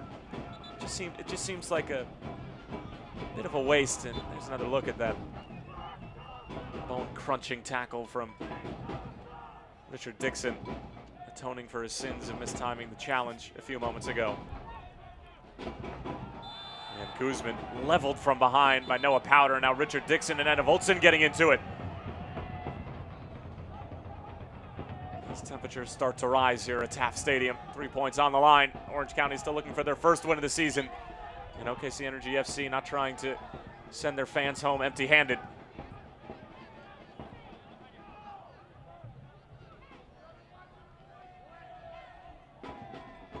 Head referee Rubiel Vasquez just having a stern talking to Dixon and Anna Voltson.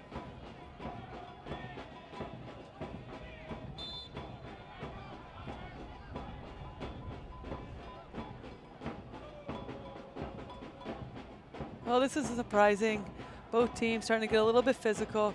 We talked about how there's going to be some tired legs.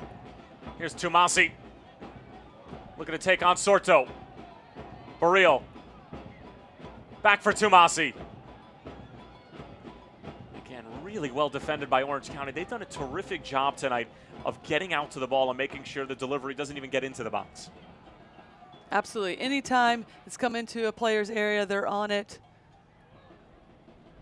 Disrupting play whenever they can, tackling. And you're right, exactly, especially in the outside the 18 area. Quinn almost gave it away. Duke cleaned it up. Now it's with Richard Chaplow. Chaplow has struck the post tonight once. Trying to chip Matt Van Okel right at the start of the second half. And Voltson started with a goal to his name tonight.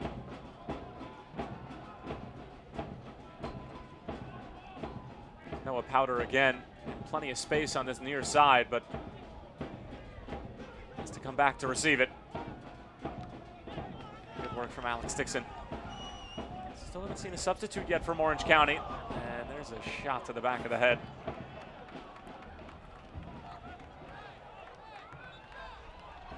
The Orange County assistants.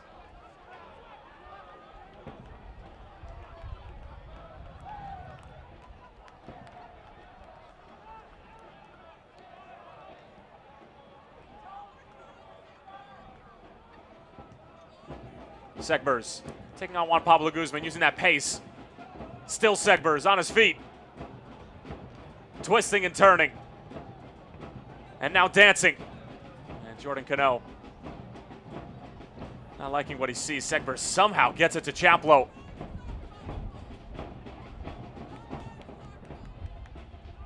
And the ball did cross the line. It'll be a goal kick coming up.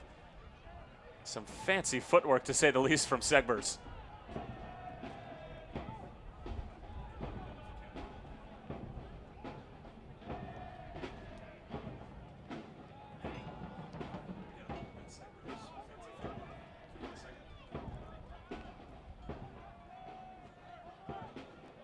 Chaplow finding Segbers again. Mark Segbers finding Sorto, sending it across, but right into the hands of Van Oekel. And the keeper looking to operate quickly on the other end. Richard Dixon right into the backside of Chaplow. Excuse me, that was Tumasi.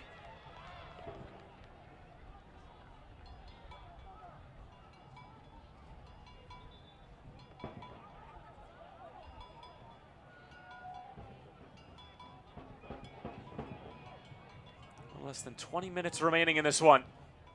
Thomas Enevoldsen's goal stands alone, only for the time being. Jonathan Brown, early delivery, handled by Hume, only as far as Callum Ross. He'll line up the first time shot. Again, blocked before it can get into a further dangerous area.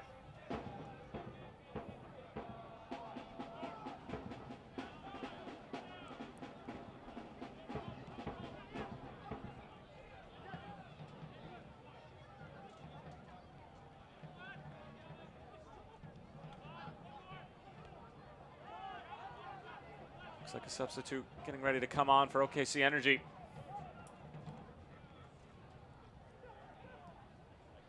Ibiaga.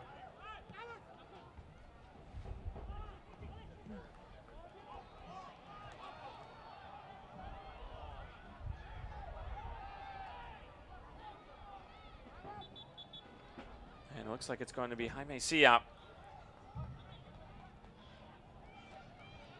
Come on for Steve Energy Cook, fans, and your indeed attention, it will please. be. Substitution for your OKC Energy FC. Number 32, Jaime Sia, Former replacing Charlotte Independence number 8, man, Juan Pablo replacing the Guzman captain, Juan in the Pablo 73rd Guzman. minute. And probably not the best performance we've seen from Juan Pablo Guzman, but really no fault of his own, as the ball just never really found his foot throughout the course of the night. No, he's the type of player that wants to get on the ball, set play, but also be able to set play in the way that you can play balls forward, create chances for your strikers, and unfortunately he just didn't get on the ball that much tonight or get on the ball in areas that he could be dangerous in. Well, on comes Jaime Sia. Certainly two very offensive moves for Steve Cook, bringing on Tumasi and Sia, who are offensive-minded to say the least. Here is Sia on top of it. Scored a couple of very important goals and assists for Charlotte Independence towards the end of last season. The Independence falling to the Rochester Rhinos in the Eastern Conference quarterfinals. Mats Bierman intercepting that pass and sending it the other way. Enevoldsen in a foot race. Tim and Joseph Ajay takes a deflection off of Ajay, but Van Oekel able to collect easily.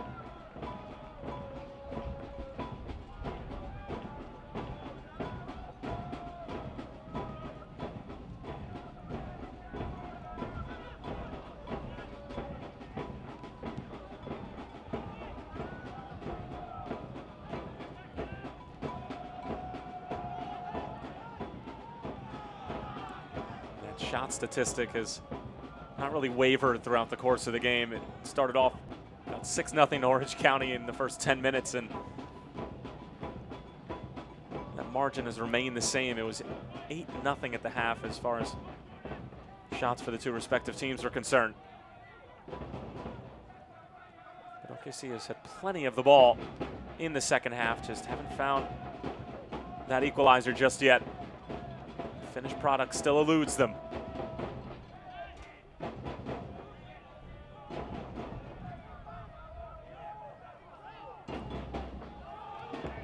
Jonathan Brown after the Segbers mistake.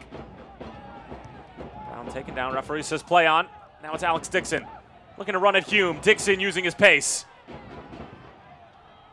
Cut out by Crognale. Can Brown get there? Looked like Hume got the ball initially, but there might have been a little bit of a clipping afterwards. Bjurman. Again, no call from the referee. And that's been the difference in this game so far, is OKC Energy is starting to get more possession, as we talked about. They're starting to string more passes together, but it's the final third where they just haven't been as efficient. And in the first half, Orange County SC,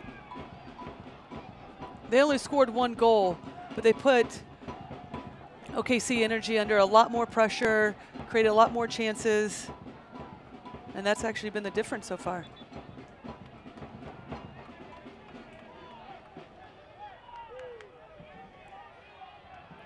Another look at that challenge coming in from Hume. It was Jonathan Brown trying to latch onto this loose ball in the box, and you see the ball was touched initially. And we'll get a look from Stephen Cook's vantage point. Yeah, that's a good no call. Hume gets the ball, and then this. Yeah, I think it's a good no call. He gets the ball initially, and it's just the players, OKC Energy's striker, just momentum carries him through. Guess we'll agree to disagree. It's Braden Cloutier offering a little bit of tutelage to Christian Duke.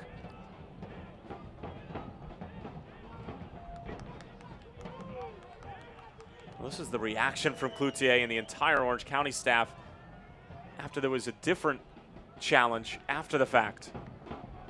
And that was the one on Bjurman, where he did get tripped up, stayed on his feet, and then eventually went down. I probably would have to agree with Coach Cloutier on that one, as it looked pretty clear that Dixon got tripped up, but fair play to Rubiel Vasquez, the head referee tonight. He has called a very, very clean game. And obviously with the intensity starting to pick up here in the second half and the speed becoming more and more evident between these two sides, be difficult in real time.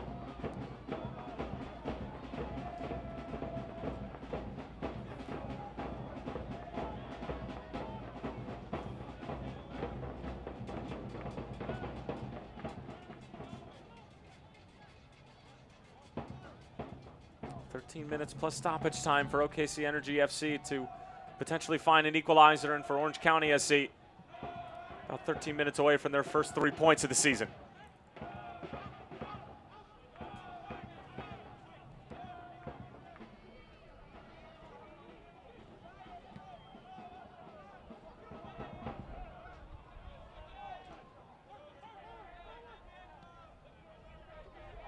Looks like we'll have our first Orange County substitute coming on in a few moments.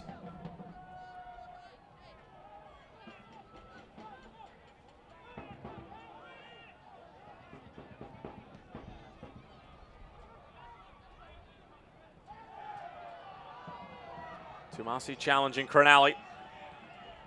And Aiden Quinn is taking the easy way out.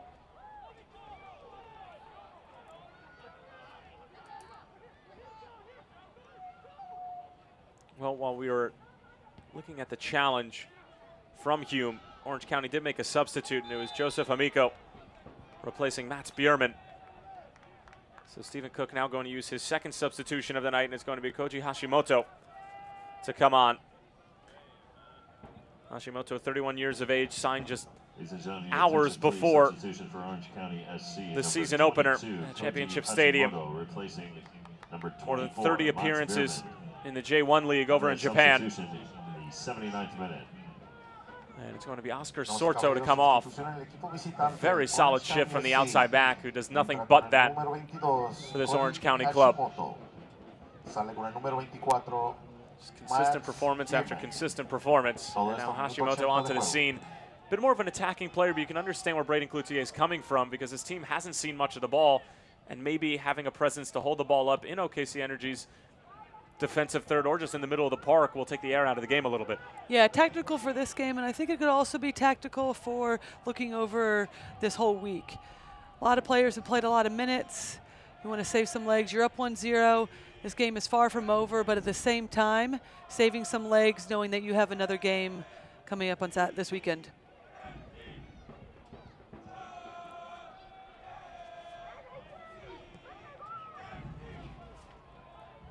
Tumasi just trying to bother Hume in the slightest. Here's Anna Voltson around the first defender and able to draw the foul. And a yellow card to boot for Joseph Ajay. Clever play from Anna Voltson just to touch it around the big center back. And a set piece coming up for OC. Yellow card to Oklahoma City Energy FC's number 20, Joseph Ajay, in the 81st minute. Fans, remember Morelos is a proud partner of Energy FC. Get your grocery shopping done and buy your tickets to the next Energy FC home match at Supermercado Morelos stores on Southwest 59th and Santa Fe and Northwest 50th and Meridian.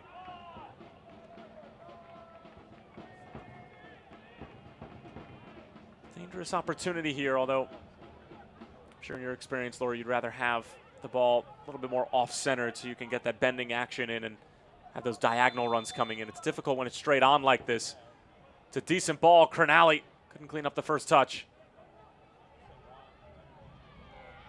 Ball stays in play. Baril working on Crenali and able to sneak his way out of trouble. Orange County committed a whole host of numbers forward. They could be exposed. Callum Ross making a big run on this near side. Alex Dixon waiting a bit too long and then rushing the pass. That's sort of been the story of OKC Energy FC's night. Yeah, they get the ball, and then unfortunately they just can't connect to the final pass or an easy giveaway.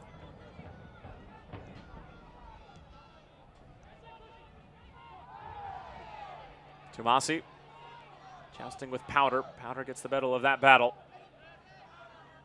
But we got to give credit to Orange County OC. I mean, from the beginning, SC, from the beginning, they have been all over OKC Energy, fighting to win the ball, tackling when they need to.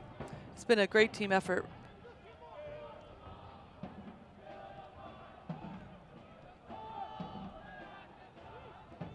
Well, the 1,300-mile trip will prove to be well worth it if they can come away with 3 points at Taft Stadium, a really difficult place to come. Not only compete with OKC Energy, but to take all 3 points away. Something that only a handful of teams were able to accomplish in 2017.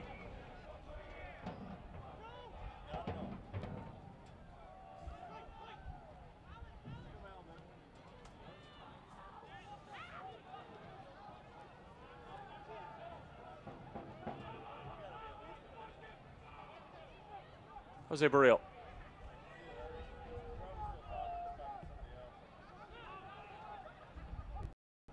Richard Dixon around Hashimoto.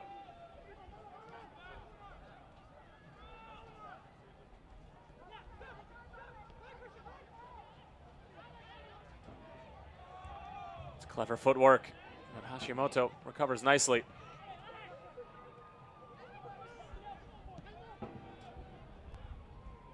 Sia.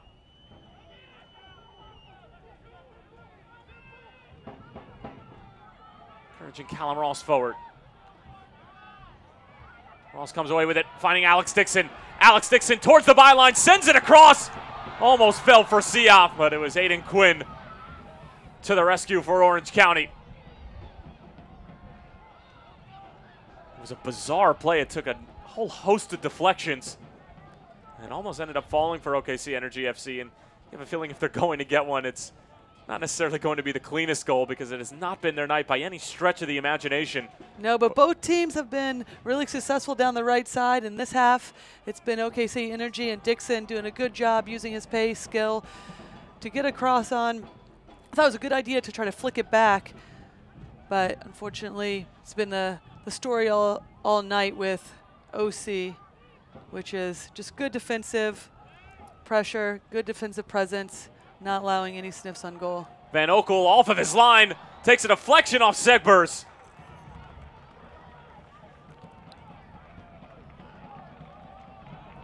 Well, that would have been quite the way to score your first professional goal.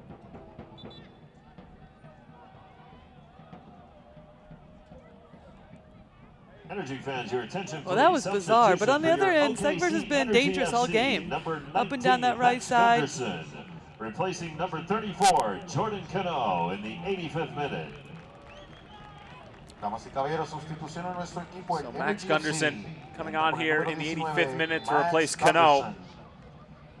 Sale con el número 34, Jordan Cano. Gunderson, 28 years old, originally from California. He was actually with the OKC U23 side in his last stint. And played for the Energy back in 2013, made 11 appearances.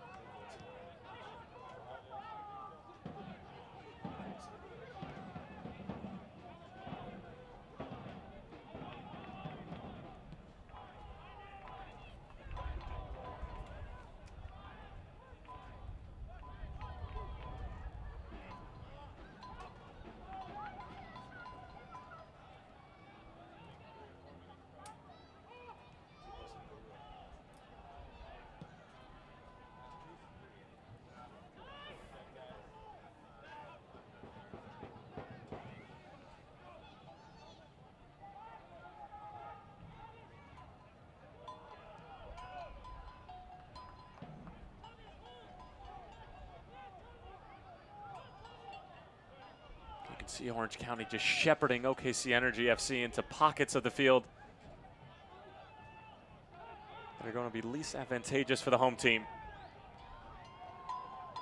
They're doing a phenomenal job. I mean, Braden Cloutier has his soldiers drilled to the point where all it is just telling them the formation that they want to play, the style that they want to play, and they're going out and executing to a T right now. Yeah, I've been very impressed with Orange County tonight. You're exactly right. First 20 minutes going after them, high pressing. They knew they would have energy. They knew they wanted to show up for this game after losing this past weekend. And then once they got the goal, slowing it down, sitting back, keeping their defensive shape tight, not letting OKC Energy get through any of their lines, play over the behind them, and really just creating issues all around for OKC Energy.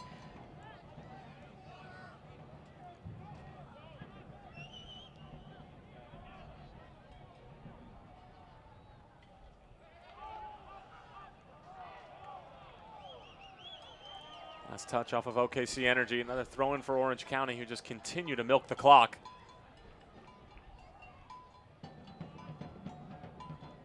Amico.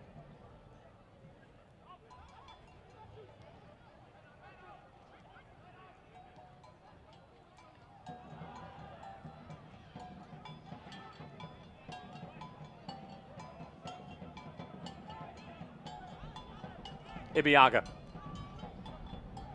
OKC Energy desperately looking for some sort of spark to find an equalizer. Sia. Looking to take on Amico. Good work from both Amico and Sia on the far side. Could set up a long throw-in potentially for Gunderson. Likes to play short. Sends it in. Cronali, defensive header.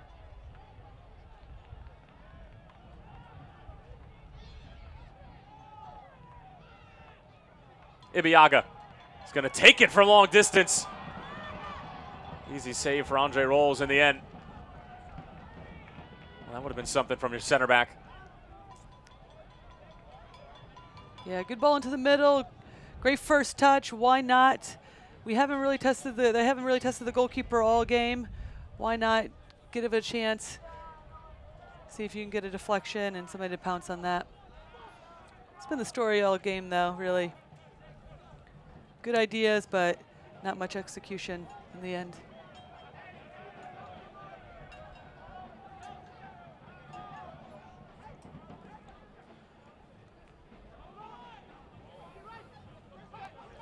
Getting word we'll have 4 minutes of stoppage time here in the second half, so if that benefits anybody, it's certainly OKC Energy FC. With just enough time to be able to find that equalizer, but they haven't shown signs of life for essentially the entire match.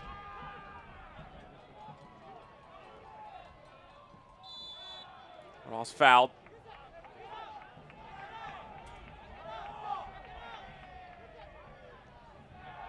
It looks like it's Giovanni Ramos-Godoy to come on for Braden Cloutier at the next opportunity.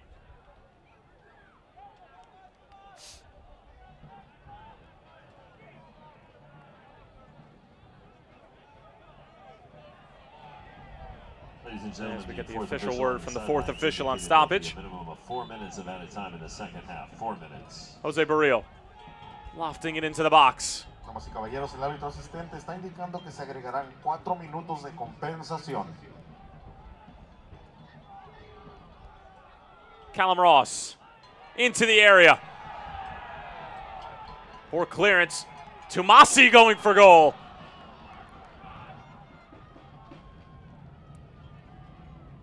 Attention please, Orange County substitution number 10, Richard. Now on comes Strike that number Ramos-Godoy. 19, Giovanni Godoy replacing number 10, 22-year-old in the from Watsonville, California. Sustitución en el equipo visitante en Orange University of County. California, Irvine. Número 19, Giovanni Godoy. And will be celebrating his 23rd birthday in 2 weeks' time. And gets an opportunity to see this one out here on the road at Taft Stadium for Orange County's first 3 points of the season. And off comes Richard Chaplow. And while we highlighted Aiden Quinn really throughout this entire match, Chaplow didn't have a bad one himself. Oh, Chaplow is excellent. I think his leadership, his experience was key tonight. Whenever he had the ball, he was keeping possession, getting an attack when necessary, and just really being kind of the engine in the midfield here for Orange County. Alex Dixon sending it forward for Tumasi, but Rawls is right there.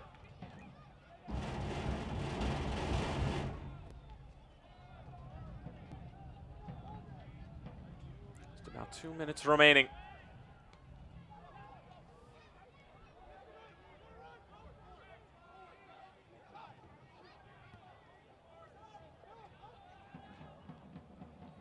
Good work from Alex Dixon to keep it in play. Aiden Quinn just launching it into OKC Energy's defensive third.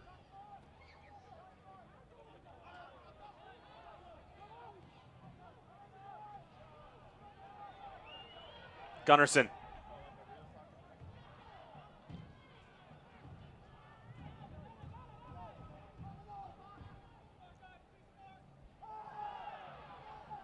Good strength from Gunnarsson.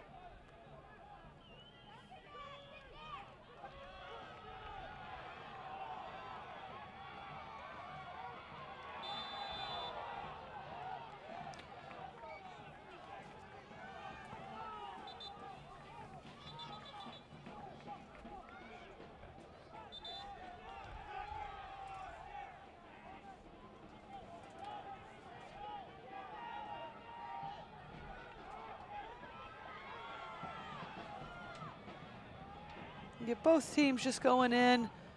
Little frustration on both parts. Nothing malicious, though. Well, that could have been it for OKC Energy. Great opportunity in the 94th minute. And it just sprays wide.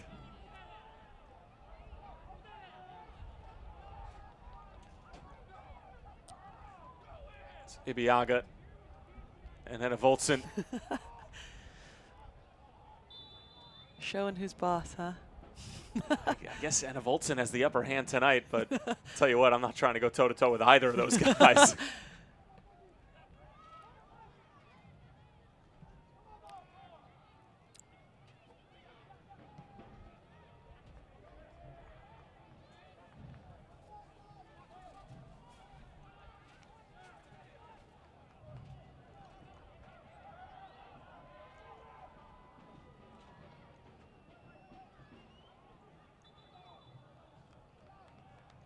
And that might just do it here. This has to be the last play into the 95th minute now.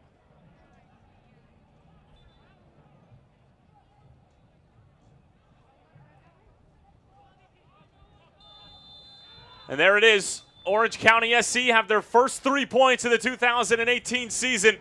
They take down Steve Cook and company at Taft Stadium. Thomas Enevoldsen's goal in the 13th minute stands to be the game winner. Segbers with his first career assist, Enevoldsen with his first goal in an Orange County uniform. And that's going to do it from Taft Stadium. And there is our Mass Mutual of Oklahoma man of the match, Jose Barrio. The Energy FC man of the match is brought to you by Mass Mutual of Oklahoma. And a solid performance from Barrio, but tonight on the whole, OKC Energy were just not good enough. Yeah, not the performance that we thought we would see from Oklahoma City Energy or OKC Energy. But on the other side, give credit to Orange County. They executed their game plan extremely well, got on the board early in the first half, and then defensive pressure, their defensive shape from then on out was the story of the game. Well, final score, OKC Energy FC 0, Orange County SC 1. We will be right back for the Centec postgame show right after these messages. When that hurricane hit, the entire community came together as a whole. It was such an overwhelming response to help others. No one thought that they were going to do this before it happened, and everyone just did it. I think that's the way that human nature should be looked at. I'll stand by you. I'll stand by you. Won't let nobody hurt you. I'll stand by you.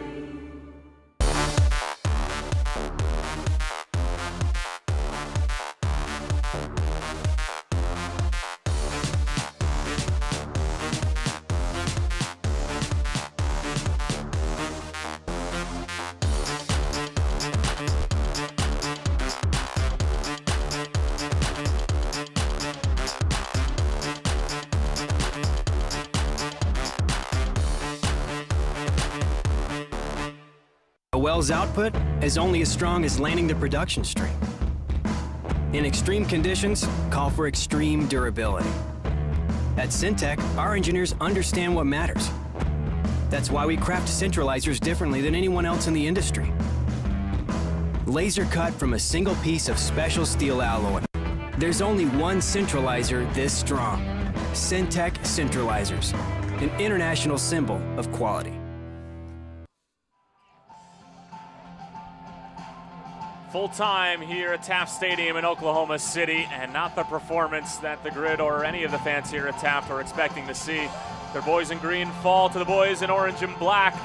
It was Thomas Enevoldsen with the game winner in the 13th minute. And welcome to the Energy FC postgame show brought to you by Centec. As Thomas Enevoldsen and company enjoying their first 3 points of the 2018 season. Tyler Terrens along with former U.S. international Lori Lindsay. And Lori, as we talked about it all game, just a ton of pressure early on from Orange County, and right from the get-go, they just looked like the better team, and the results certainly showed it. Yeah, higher energy, more pressure on the ball, keeping possession, more efficient play in the final third. Here we see Segbers getting a good chance on goal. Little touch there, goes wide, but this was kind of story of the game in terms of finding opportunities, especially in the first half for Orange County. Well, this would be the deciding moment as Orange County would continue to put pressure on OKC. An innocent ball over the top from Chaplow, and then the speed from Segbers. Even Jordan Cano was caught off guard, and then the first time delivery, able to pick out Enevoldsen, and then the finish from the Dane. Absolutely sensational. The former Wisconsin man Segbers registering his first career assist in just his third game. And it was just a delicious ball, able to take it on the hop, and then Enevoldsen, who scored on some pretty big stages in world football, scoring on a big stage here at Taft Stadium. And then Enevoldsen trying to set up Richard Chaplow, and the shot would be handled by Van Oekel in the end, but this was part of a large spell of possession and just dominance from Orange County in the opening moments. Yeah, and it showed the variety in their attack. Out wide on the right, out wide on the left, whipping balls in, low-driven balls. Well, OKC Energy would have half opportunities, and even some of them I wouldn't call that quarter chances. I mean, this one from Jonathan Brown, even though it's an opportunity from only about 8 or 9 yards away, it just never even looked like he was going to find the back of the net from the moment it left his foot. And Orange County would just continue to knock on the door throughout courses of the game, and in the second half, they wouldn't have a ton of opportunities, but this one was probably the best. Richard Chaplow striking the post, trying to chip Matt Van Oekel, and what an audacious effort it was. Yeah, if that would have gone in, what a beautiful goal. Great heads-up play. Sees the goalkeeper off his line. Little chip, and unfortunately off the woodwork. Well, that would do it as far as Orange County's chances are concerned. And then as we progress through the second half, I should say, play began to get a little bit more physical. Alex Dixon using his speed to get by Hume. But the delivery from out wide, it was a combination of Orange County getting there and making life difficult for the players on OKC Energy who were trying to deliver the ball, but at the end of the day, just all over the pitch, the quality was not there. Yeah, it was just inconsistent as well. They're getting some opportunities, but again, the service was off, pressure on the ball, lackluster throughout the game. Well, and here are the stats from the 90 minutes, and possession started to teeter back in favor of Orange County towards the end of it, but there were times when it was 62-63% favor of OKC Energy FC in the shot total. I mean, it really says it all. OKC would find their way back into it as well, but none of the shots, none of the possession that OKC had were threatening. Yeah, and I think it was less to do with OKC Energy and the quality on the ball. It was more that Orange County dropped off. I think they were looking to save their legs. They know they have another game this weekend, played last weekend. So it was more about Orange County dictating the tempo through their defensive play rather than OKC Energy putting their stamp on the game. Well, Orange County coming away with their first 3 points of the season. They now have 4 points to go along with that draw against Phoenix in the season opener.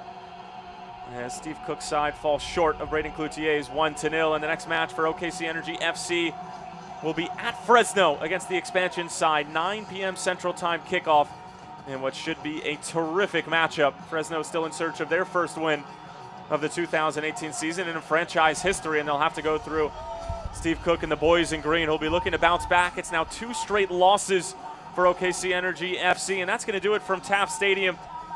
It was an exciting night of football, but at the end of the day, the visitors who traveled more than 1,300 miles for this match come away with 3 points. Well worth it, as the fans had a good time here. They come away empty-handed, but there's always next time, folks. For our entire crew and for my broadcast partner, Lori Lindsay, I'm Tyler Terrence. The final score from Taft Stadium, OKC Energy FC 0, Orange County 1. We'll talk to you soon.